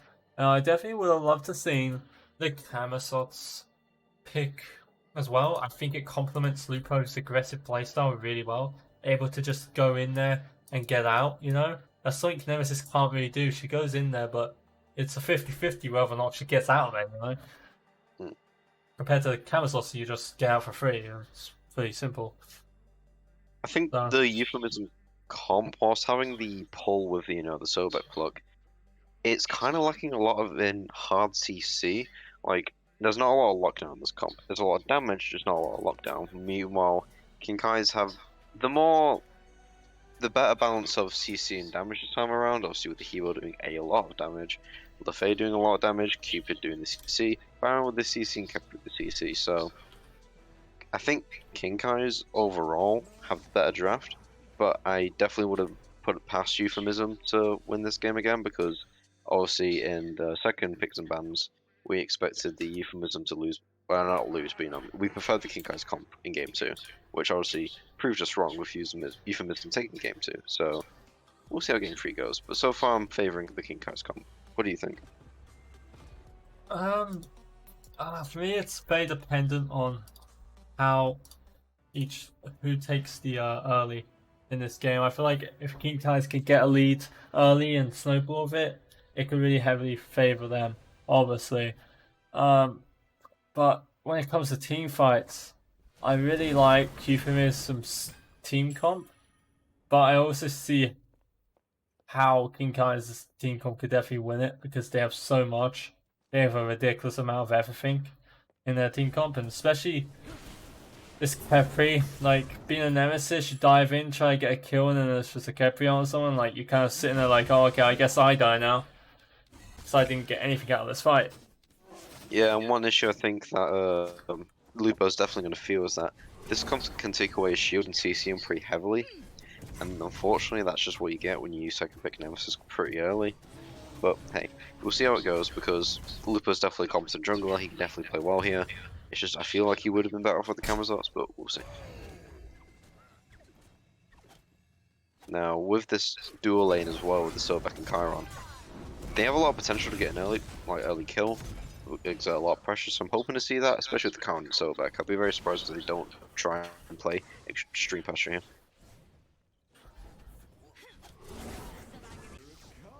Yeah, it's... You okay? Yeah, I'm good. Interesting. It's a blink by Lupo D'Argentato, and he's gonna try and kill Morton here, and he could do a freak out, do a lot of damage. Oh, double potion coming out, but just off on the mark in a second.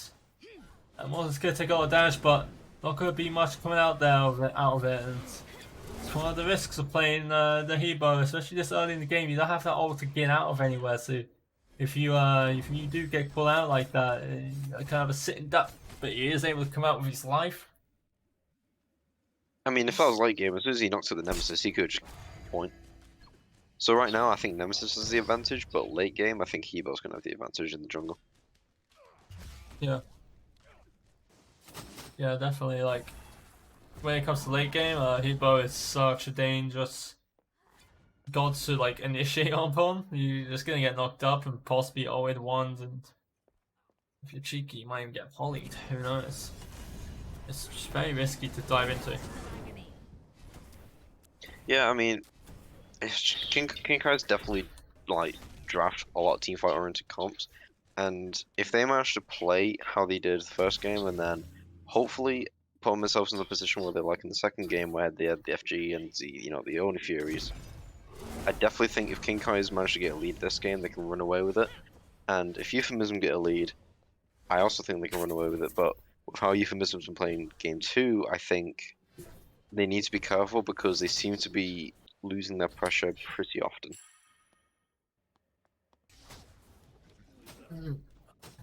I'm really intrigued to see who takes this early game.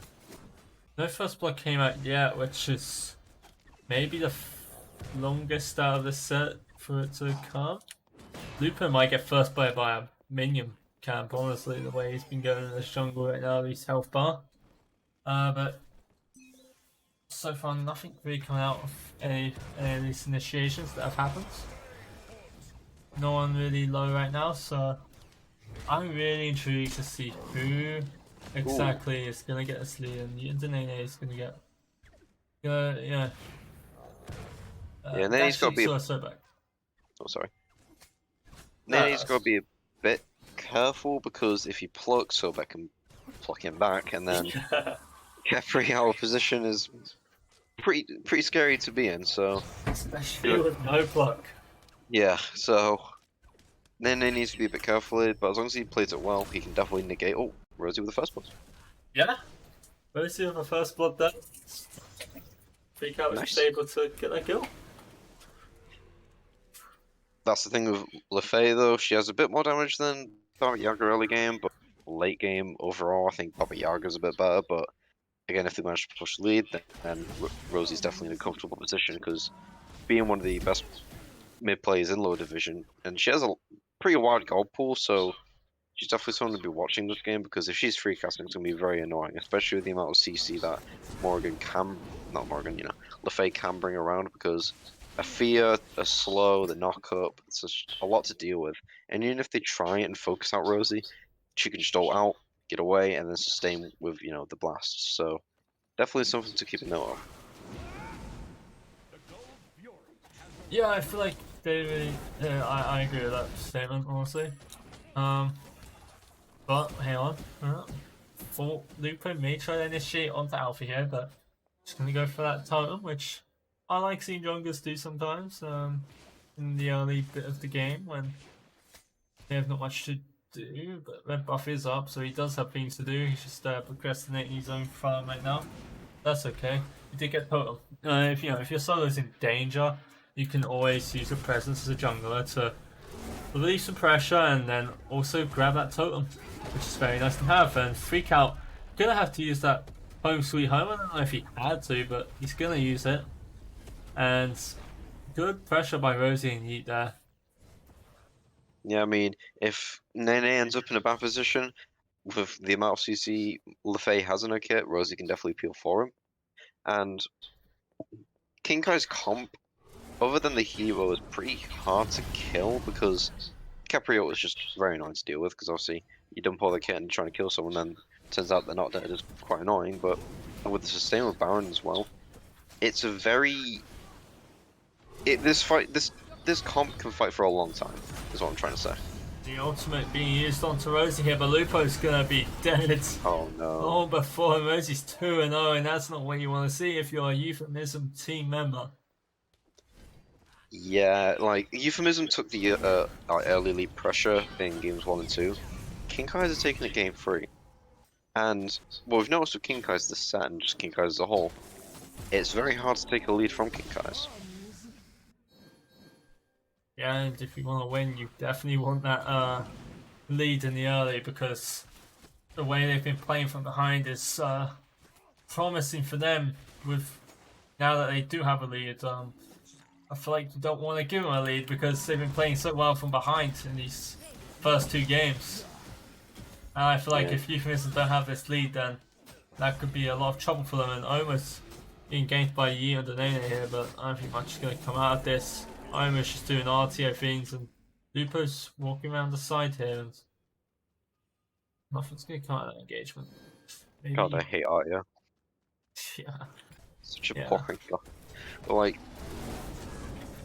thing is with this Baron as well, this comp around with the Baron can just stay in a team fight a lot longer than Euphemism. I feel like if Euphemism don't get what they want in a team fight, they need to back away quickly because they don't really have that much of an overall teamfight presence compared to this Kinkai's comp, because if Kinkai's miss a few things, the amount of sustain and how their just gods work, they can stay in a fight a lot longer, especially with the Hebo with all this cooldown, because he's going to be throwing out so much damage in such short amounts of time.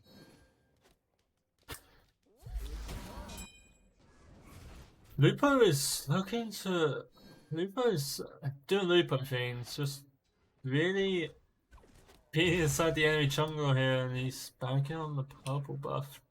He's probably looking for an invade, and realized that also the fact that Plush Rush is nowhere near outside of his tower. But now Plush Rush is pushing in, and Lupo is, yep, looking to gank all the Plush Rush here, and Plush Rush could be in trouble here. He doesn't realize yet that Lupo's here, and the ultimate comes out, and Build to Life's going to come out as well. Plush Rush should go down here. Should? He might not. But He might not. Warren's going to get a huge knock up, and oh, and Yeah. Lupo goes down. That's insane. Unfortunate.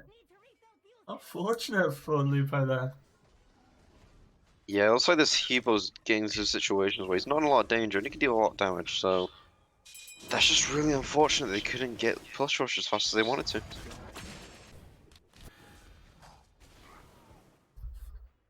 That's really unfortunate for Euphemism there, and King Kai's takes another victim at their hands, and the red buff for Euphemism could be next. And Push trying to try to secure or steal away the red buff, but wasn't able to. Too much burst damage coming out from Euphemism here. Cookie Monsters on the side here. Doesn't really want to fight here, I don't imagine. And, well, all Euphemism so far. 10 minutes into the game. They're taking a really much better stance in this game right now. Yeah, King Kai's currently working with a 3-0 on the board. They're currently 1k gold ahead, and then the lower difference is not too big currently, but if things carry on the way they are, it's going to get even bigger and bigger. I mean, Rosie's 2 levels up now on a Freak Out, which is Freak Out's definitely going to feel that in team fights. And then with Hebo, he's not that ahead, but with the amount of damage he's dealt now to like Lupo, it's going to be way difficult to deal with, because with Hebo, if he gets ahead or manages to knock it behind, every time Lupo tries to go for something, he's going to get knocked up, lose his shield, and get bursted down, as we saw earlier, because he almost got Plush Rush. But it looks like Euphemism are trying to sneak in a Pyromancer, and they're dropping it now for... Alfie is gonna be in big trouble here, but might be fine. I don't think he'll be fine now. My Sobek pluck well calculated by the pressed right, and Monty's gonna have to use his speed, but shouldn't have been there in the first place. Should have backed off when he did so with the ultimate. Yeah, really well played by the best runner there, managing to get the Baron out of his tower line, and then managing to appeal for his teammates as well, and then Plush Rush soloing Cookie Monster, which is unfortunate, but the Euphemism do walk away with a Pyromancer. Yeah, they do, but Golfing are being pulled by King Kai's right now. It looks like they're going to get it for free, because I don't think Euphemism do know, but I don't think they're going to get there in time, but... Do know about it, but... Yeah, they just don't get it. Euphemism almost equal to it, but... Just a bit off on it. I mean, that's really unfortunate for Euphemism, because they managed to get 2 kills in the Pyromancer, but then King Kai's chance back with a kill themselves, and the Golf Fury.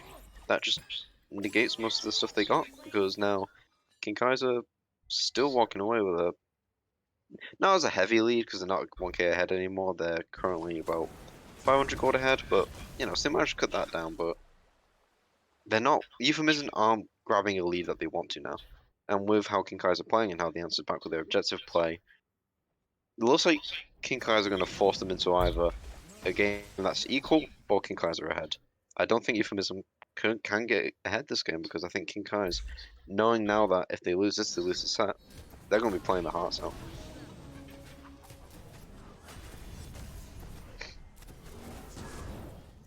Euphemism need a way back into this game before it gets out of hand.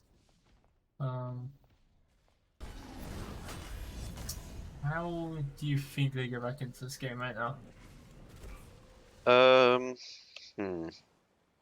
I think Lupo needs to farm with a bit. He needs to get either ahead or just on the T-Row, because in an equal one-on-one fight, I think Morton just wins. And then ideally they want to get the next set of objectives, whether it's another Pyro or Gold Fury. Obviously a Fire Giant would be nice, but this early in the game with these comps, I don't think Fire Giant's really going to be looked at. And then hopefully, other than that, if they play safe, try and get to the late game, get their objective pressure on, I think they'll have a chance to get into a head, but team fights wise, it's going to be an uphill battle all the way, I think, because King Kai's I've drafted really well here, and then, of course, King Kai's are a very team fight oriented team. Yeah, good use of the Duke shoes there. Freak out, often a bit sussy-wussy, but it's gonna bait Rosie into Looper here, and Rosie's gonna try to get some that healing off the ultimate, but he's gonna get enough. And Morton's here onto Lupo. Oh, just whiffs the one. It should be able to get the knock-up damage, but the shield for Lupo goes huge, and Lupo gets the kill onto Morton. King Kai's lead. Oh no, Euphemism are now in the lead, 400 gold. So now that they got slightly ahead now, if they keep doing what they're doing now, they should be fine. And really well played there, because Rosie almost manages to solo freak out there, and then turns around on her, managed to kill her, and then unfortunately, Morton would have got the kill if he hit his one, but unfortunately he missed. And then he got a bit greedy and then paid for it. So really well played there for Euphemism.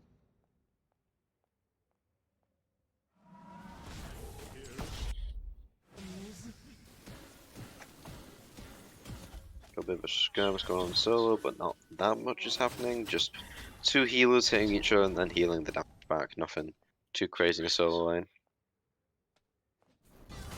Well, yeah, no, not much is gonna happen right now, but Euphemism finding their way back into this game for sure. That's how they wanted to do it, I guess, is bait Rosie into the jungle, into Lupo, and they did really well there to get that kill. And then unfortunately for Kins, Morton was also a victim of that. Yeah, currently I think so far I think Ryan needs to try and initiate with his plucks a bit more, because right now, even if he doesn't, he plucks and it doesn't lead into a kill, he can still try and get their beads out. But I understand why he's not, because if he misses, he's in quite a dangerous position against his comp, because he's very much liable to getting pinned down and completely destroyed. So, but hopefully, if they manage to burn a bit more beads, that will give Euphemism a bit of leeway in team fights, hopefully, which will hopefully then lead to them taking an objective. But so far, if King Kai's have all their relics up and their ults, then the team fights are going to be heavily leaning towards King Kai's.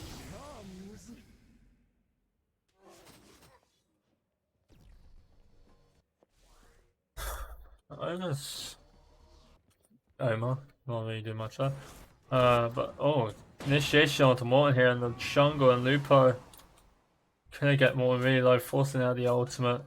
Lupo's playing very well in this set so far, and lots of pings coming out, and looks like Morton might go down. Good ult by Yi on the Nene. A really good blink by Lupo as well there, and good pluck by the press runner.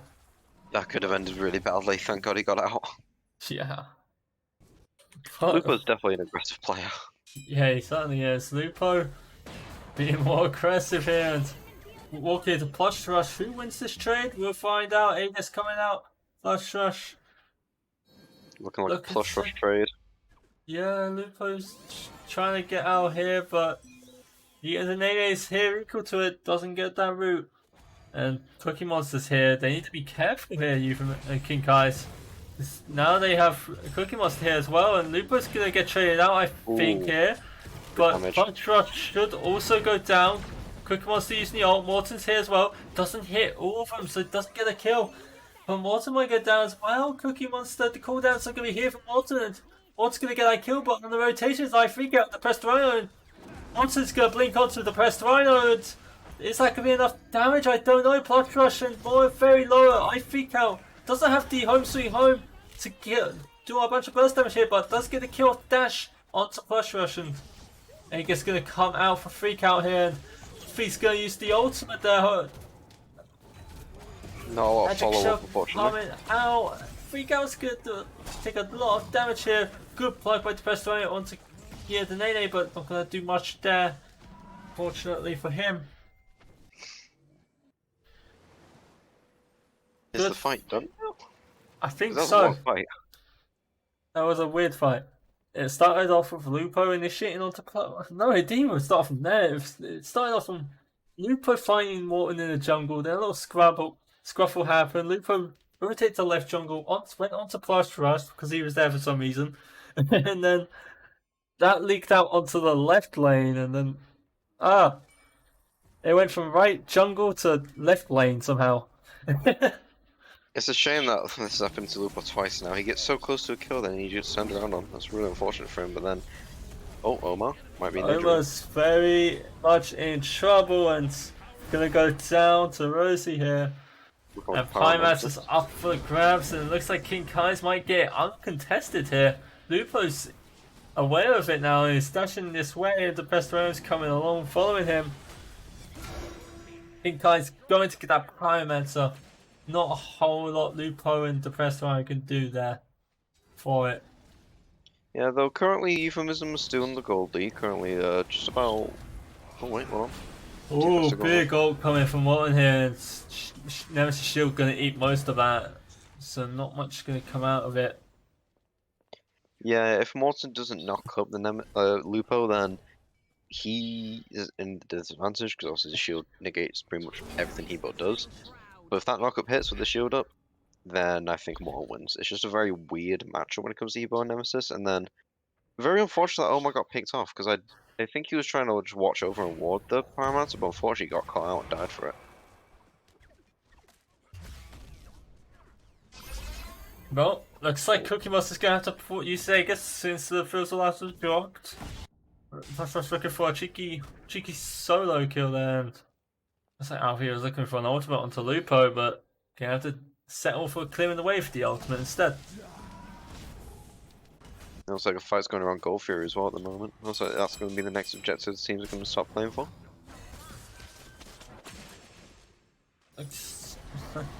Primal Fury's being pulled by Euphemism, but everyone's here now, and Rosie's stuck in the middle of this fight right now.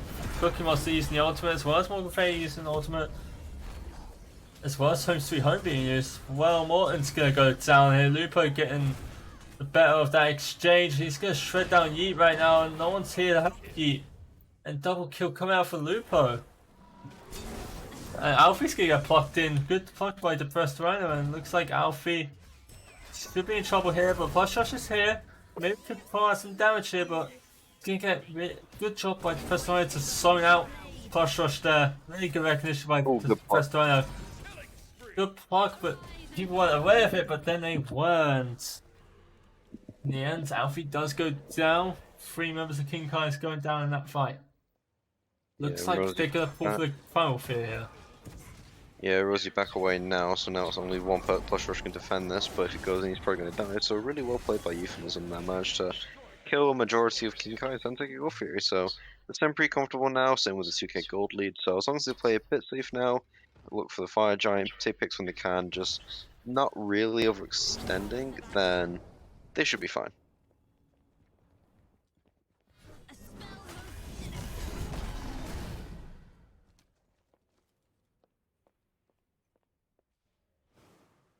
Well, so far, we have 1 Gold Fury each. Well, Primal Fury for Euphemism, but yeah, 2 Furies, 1 for each so far in this game. Big gold difference coming out for Euphemism. King Kai's had it earlier in the game, but Euphemism being able to pull it back, which is quite the opposite of what has happened in the past 2 games. Complete opposites. It's also worth knowing that Euphemism, whilst they have the lead now, they shouldn't get complacent because now King Kai's have taken both leads in both games. Obviously, the Euphemism managed to take it back in game 2, but if King Kai's take the lead again, it could spell out a lot of danger for them. So they just need to keep playing consistent, win these fights, and then hopefully they should be able to claim out game 3. Well, Alfie's to 0-1. They could be in trouble here. Lupo's gonna try getting onto him. Alfie's taking so much damage. That is ridiculous. That's great by Lupo. So much damage coming out from the Nemesis there. Well, it was just a perfectly timed beads with the shield as well, so he didn't lose it. That was just really well played by him, managing to take out Alfie before fighting him again, putting them in a 5v4 situation if they start looking for Fight Giant. Yeah, that's awful for King Kai's. They're one less front line, which they really need for these fights.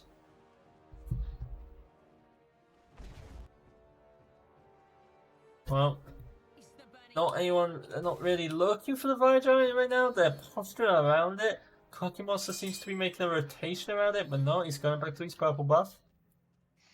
In classic Cookie Monster fashion. So they're looking for a Pyromancer. Yeah, I think they're waiting on that timer, which comes up in... Don't know, couldn't tell you. A few seconds. Like 20 seconds, maybe less. But Rosie, coming out Aegis and Beach used, the ultimate soon to come with it. Rosie's going to do a lot of damage here onto Lupo, but in the end, it's going to go down. Capriol by Yeon Denene. Beautiful. Oh, beautiful. Oh, by Yeon Denene there. Saving Rosie's life there. And really saving King Kaiser's chance of contesting this Fire Giant as well. Very good ult by Yeon Denene there.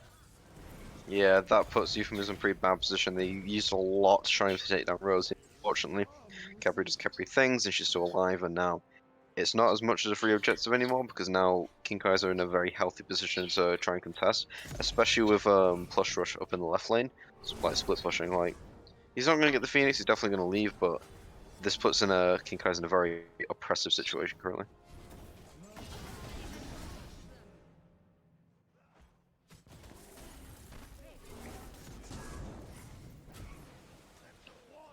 Right now, Yeon Denene playing really aggressive on the Capri right now. Don't want to be doing all that. Very risky. Euphemism gonna get that Pyromancer and Cookie Monster back in here. I was waiting back. That would have been very nice for King Kaiser to have there, but gonna pressure them out away from the thing. And Lush Rush and Lupo going at it on the left lane.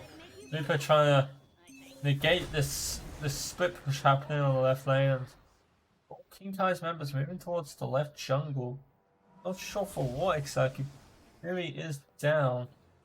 They're probably trying to make their way over to Plush Rush to back him up if he was chased a bit more, but right now, yeah, Go Fury's not up. It's not going to be up for a bit, but it's going to be up relatively soonish, probably in like a minute or so, and then Fire Giant's still up, but I think both teams kind of realize they can't really take it for free, so they're not going to try and contest around it because both teams are playing really well here because this is game 3. This could win or lose the set for them. And the league position that it could take them is very bad right now. It can be really make or break their tournament standing. Where they get placed based on this game. You know, third place is up for grabs, but if you lose that, you could go down possibly 6th, I believe, if I remember correctly, which would hurt a lot. Takes you elsewhere in the brackets. Maybe you don't want to be. Yeah, and with Euphemism in this game as well, because currently the top 3 teams are probably like JBD spaced out, King Kaiser on the standings currently, and then player-wise and just how they've been playing, they're definitely the top 3 teams. And then if Euphemism beat King Kai's, that'll take them out of like middle of the pack to one of the top teams in lower division, which would be quite a nice position to be in for them. Yeah, Euphemism being surprised late in the season right now. And it looks like the Pestorano is going to go in, going to take a lot of crit damage there from Plush Rush. And Ultimate was used. Yeon Denene going to get that blocker onto, grab onto the Pestorano. Ultimate being used onto Yeon Denene. Plush Rush take a lot of damage on the side here. A lot of initiation going on to Rosie by Oma here. And Plush Rush is being died by Lupo, and Lupo's going to get a kill scot-free. And Rosie can have the Kepi ult used on her, but it is going to go off in the end, but I don't know if she's still supposed she does. And Euphemism, another great fight by Freak Out. Gonna get caught out by Morn here. Good knockup onto the Pressed Rhino, and they could really turn this fight here. The Pressed Rhino's gonna get that kill, double kill coming out from Morton. Oma trying to get the kill onto. No, it could go down even. Triple kill from Morton. Penta.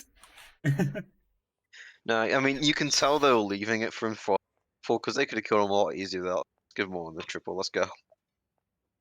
Very, very supportive teammates, as you can see. They need the Cat Monster Ratatasker right now to get that penta kill.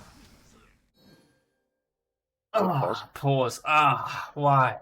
Why are we pausing? Flash Rush DC again? What is it? Flash Rush diff? NA diff? What was it? No, we're just pausing for the fun of it. Yeah. Oh, pause. What?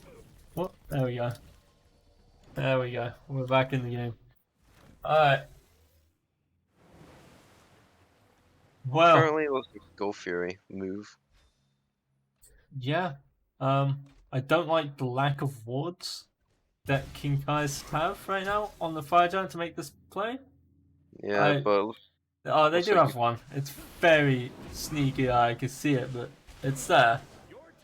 It's yeah, I there. mean, Euphemism weren't really looking around it, so it was free anyway. But yeah, no, definitely some more walls to prevent steal potential, but it wasn't stolen, so they're fine. But currently, King Kaiser ahead of with 600 gold. The gold lead keeps going back and forth currently. Yeah, it's been happening all set. Especially when you get to that mid to late game and it's in this set, it's just been back and forth from the golden XP diff. And like, I think either way, win or lose, I think Euphemism are proving themselves here to be one of the better teams in lower division because a lot of teams struggle against King Kais, and whilst Euphemism haven't, completely destroyed them, they're definitely giving King Kais a run for their money. What do you think of Lupo's build right now? Shogun's Kusari coming out? I like it, completely fair because it manages to, prevent a bit of the keyboard damage completely destroying him, and then gives him a bit more attack speed, and yeah, it's an alright item here. Yeah, that's pretty good. Just an attack speed he wants. I guess. Um, yeah, we're just looks like they're gonna be playing the poke battle. Paramatic just coming up as well. Playing a poke battle, and when it comes to a poke battle, I feel like that favors I'm not sure. I want to say kids here. They've got the Hebo knockup, which is irritating to play into. The Morgan Fate taunt, as we can see here, do a bit of damage. Lupo on the side here. The King Kai's need to be careful of the Lupo initiation. He's been forced to dash out away into the mid lane, back into the Yeah. back line.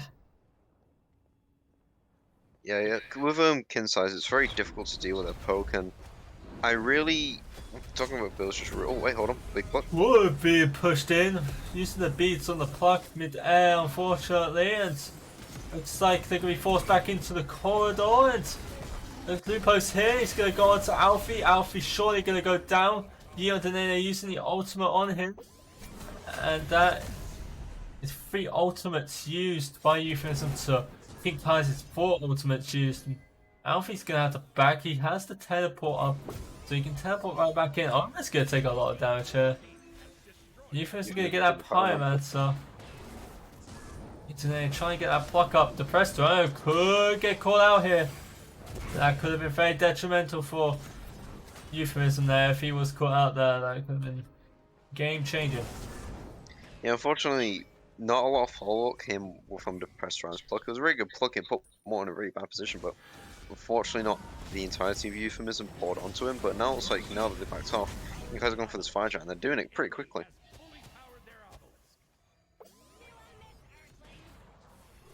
Very quickly. Yeon Denene is taking a lot of damage here, taking heavy damage. Alfie not be able to use the life of the party for anyone really. Plush Rush getting that kill to press the Rhino on the very low. Lupo is trying to dash onto Plush Rush, but gonna get that kill onto Yeet. Looks like 4 members of King Kai's are left alive right now, shut down. Cookie wants to get that kill onto Plush Rush, and Rosie trying to get that kill onto Cookie Monster. Very heavy damage coming out from the ultimate.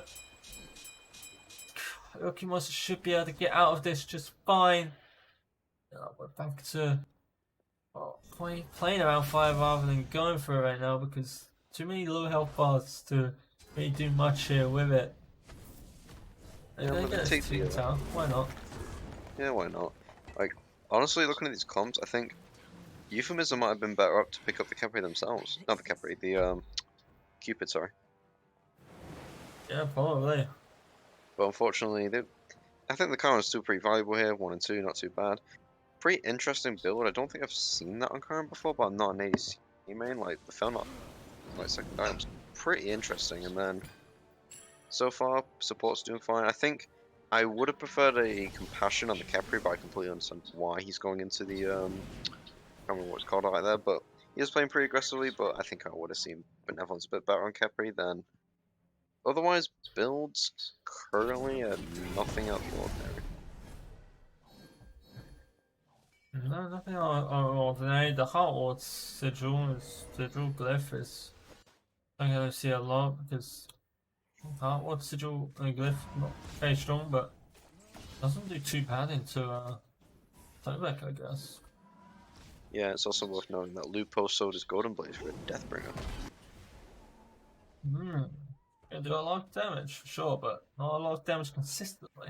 Not Mm. not gonna have the ultra high damage that Deathbringer brings consistently. Is what I'm saying.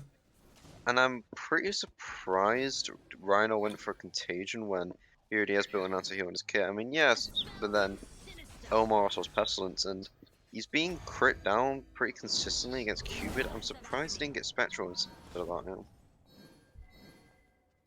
Probably been useful.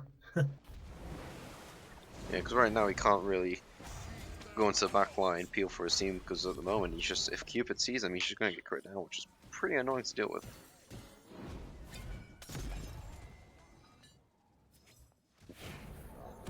So they're currently dancing around the fire giant as well at the moment. What do you think of this? You know, they're just dancing around. I think that King Kai's benefits from this more than Euphemism, in my opinion, but let's see how it goes. You know, they got sustain from Cupid, as we just seen. But Lupo looking for initiation, knock up by Morton, and just puts him out of his way.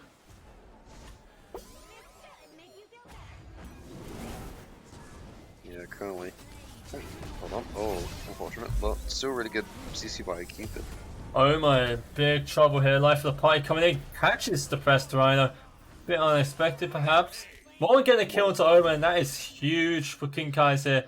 This allows so much space on these fire giants, and Lupo's in the back camps right now. He's looking for something.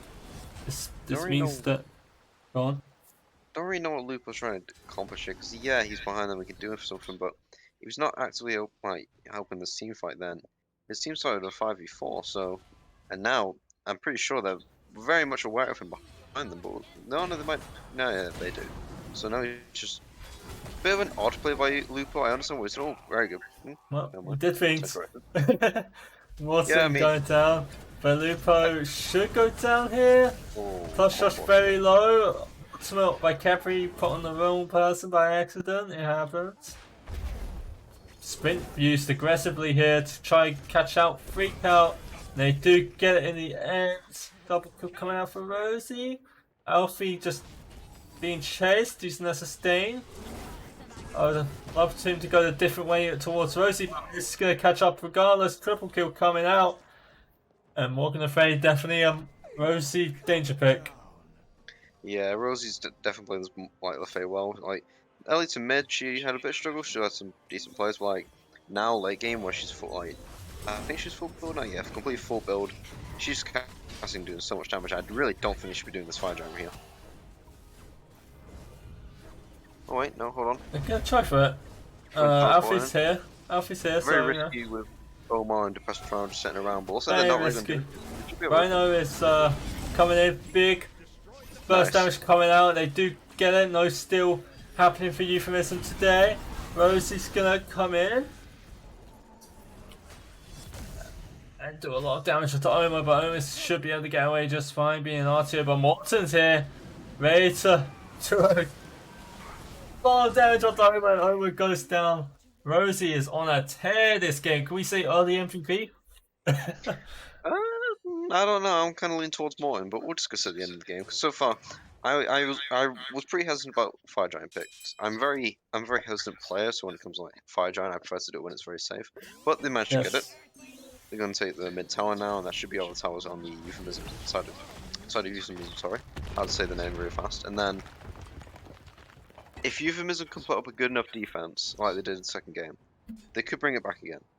But right now, King Kai's definitely looking to close it out because King Kai's are playing really well here in this late game. Because now currently they are 4k gold ahead with Advanced Fire Giant, and Oni Fury is up. So even if they don't get the Phoenix, then Oni Fury is definitely going to help them.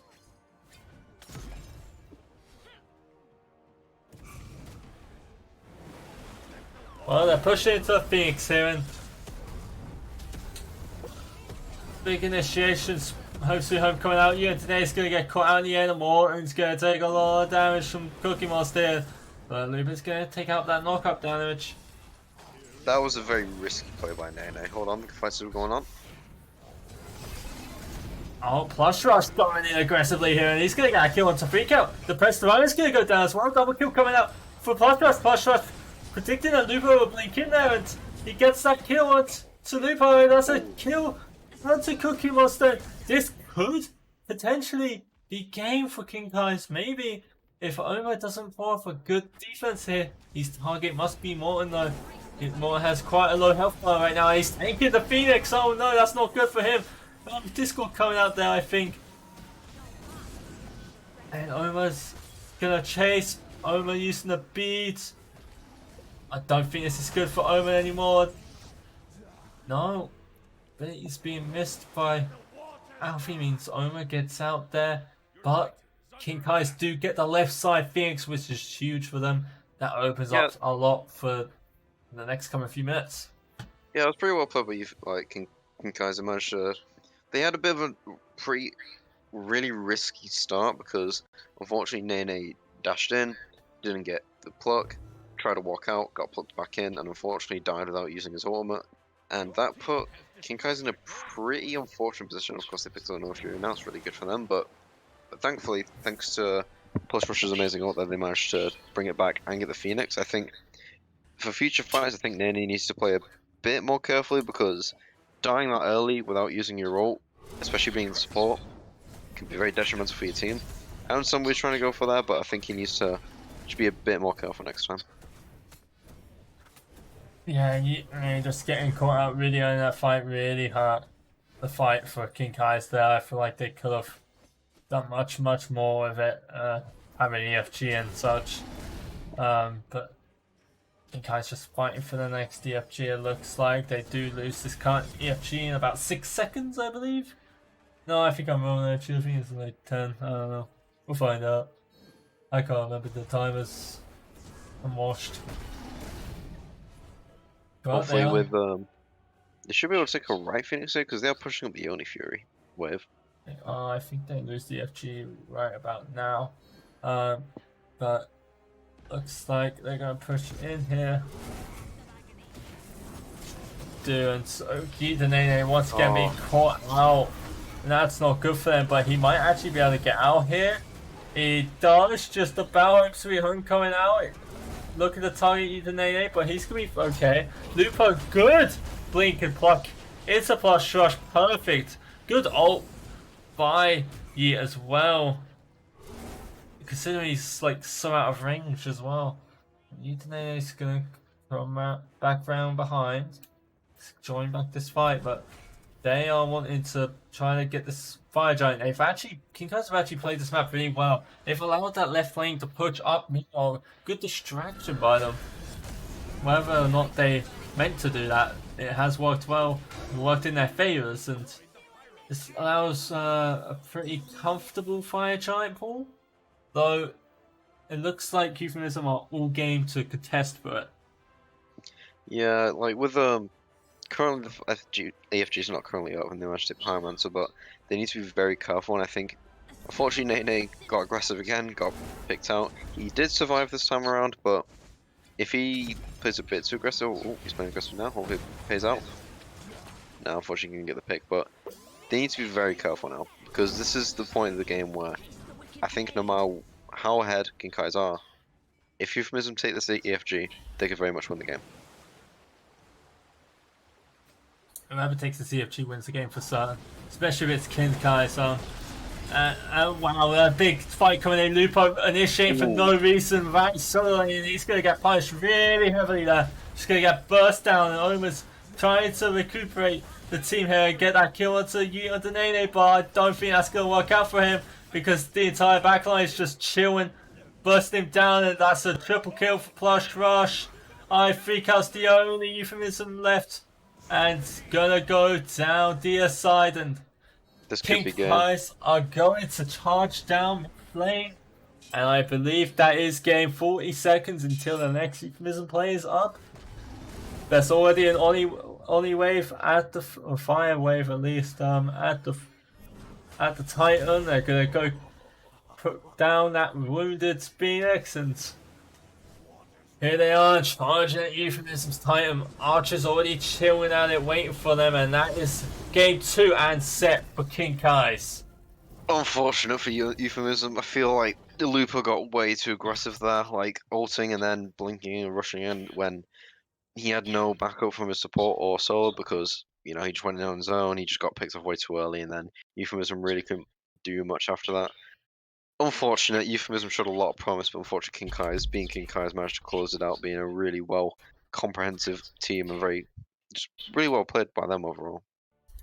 Yeah, it was very unfortunate. Nupo, known for being really aggressive, and Morton even said to me once, diving in without his solo, before he solo, which is quite a risky thing to do as a jungler, especially if you're playing an assassin with no mobility, limited mobility like Nemesis. And, well, he did exactly that, and that cost him the game for sure. Just a better initiation there would have been so much better for Euphemism, but he just blinked in and died. Blinked into like Yeah, 4 members of King Kai's, which you don't want to do into this comp. it's just unfortunate because as a 5, they actually did have a pretty decent team fight potential, but once they lost Lupo, who I think was definitely a spearhead in how they were managing to stay in the game, because unfortunately they lost him too early and they just kind of lost any team fight pressure they could have had, and then King Kai's just cleaned up really. And who do you reckon deserves MVP this game? Because I feel like there's 3 contenders. It's one of the 3 that we're probably looking at right now. Morton, Plush, or Rosie, right? Yeah, Although he had some really good caveats, but the only thing that let him down was just being frontline and just plucking into Phoenixes and dying. That's the thing that let him yeah, down. he has a few good ults, but unfortunately kind of got too aggressive, but he played well overall. But personally, it's between Plush Rush or Morton for me because Rosie played well and she did definitely come into her own late game. But I feel Plush already got MVP game 1. She could get MVP of the set when we decided, but Plush Rush was so close to death so many times, but he somehow manages to do something to either get the kill or just turn it back for his team. His ults were really good, influential, and pretty much every time he casted it for the most time. And then Morton's damage was unreal. He managed to get some really clutch plays. For me, it's either Morton or Plush Rush for MVP of Game 3. Yeah, no, all serious contenders there. Really good job by King Kai's. They've played really well. To come back from that game too, like especially get that early game sorted out and get that early lead, which they didn't have for game 1 and game 2. To get that really helped them, and it allowed their players to play more on less pressure. And it really allowed Plush Rush and Rosie to really do more in these games, and Plush Rush especially played a really good game in this game 3. But there has to be one MVP, unfortunately. Yeah, it does. I mean, 41,000 damage coming out from Rosie. You've got so much good Cupid almost coming out from Plush. Morton doing really well, playing support number 2 half the game. It's a very hard one to decide. Hmm. What if you let chat decide? Let's let chat decide. Right. Let's Are wait we? 30 seconds for the delay. Yeah, literally, we could do that. Or For all 2 people that have sound on right now. yeah. So personally, I want to give it to Morton. Personally, or Plush Rush. I don't know. It's very hard to choose.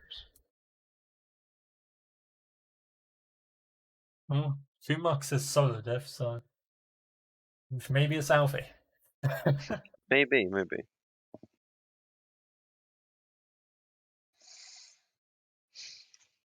And we haven't even chose the set MVP yet. Oh, that would be me. No, of course. Of course. Not even a question.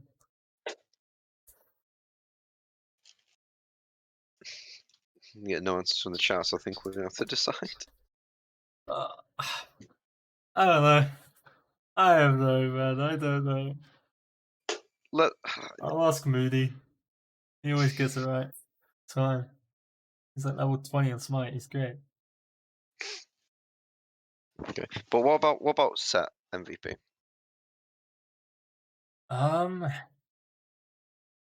Yeesh. Maybe Plush, if not Rosie, for me. I think for both game 2 and game 3 and set, it's gotta be one of those two. I think. Though Morton did play really well. Picking an MVP is very hard. It is. It's hard. It's a hard job. But yeah, no, that was a really good set. I think we'll end it here. Oh shit, that's my camera. I don't want to turn on my camera on Discord. Very much shirtless. But yeah, really fun set there. 2-1 King Kai's against Euphemism. Keeps that third spot, and that puts Euphemism God knows where towards the end of the week. Thank you for joining. Thank you, Mitch, for casting. We'll see you for the next one tomorrow. Peace. Have a good night, everyone.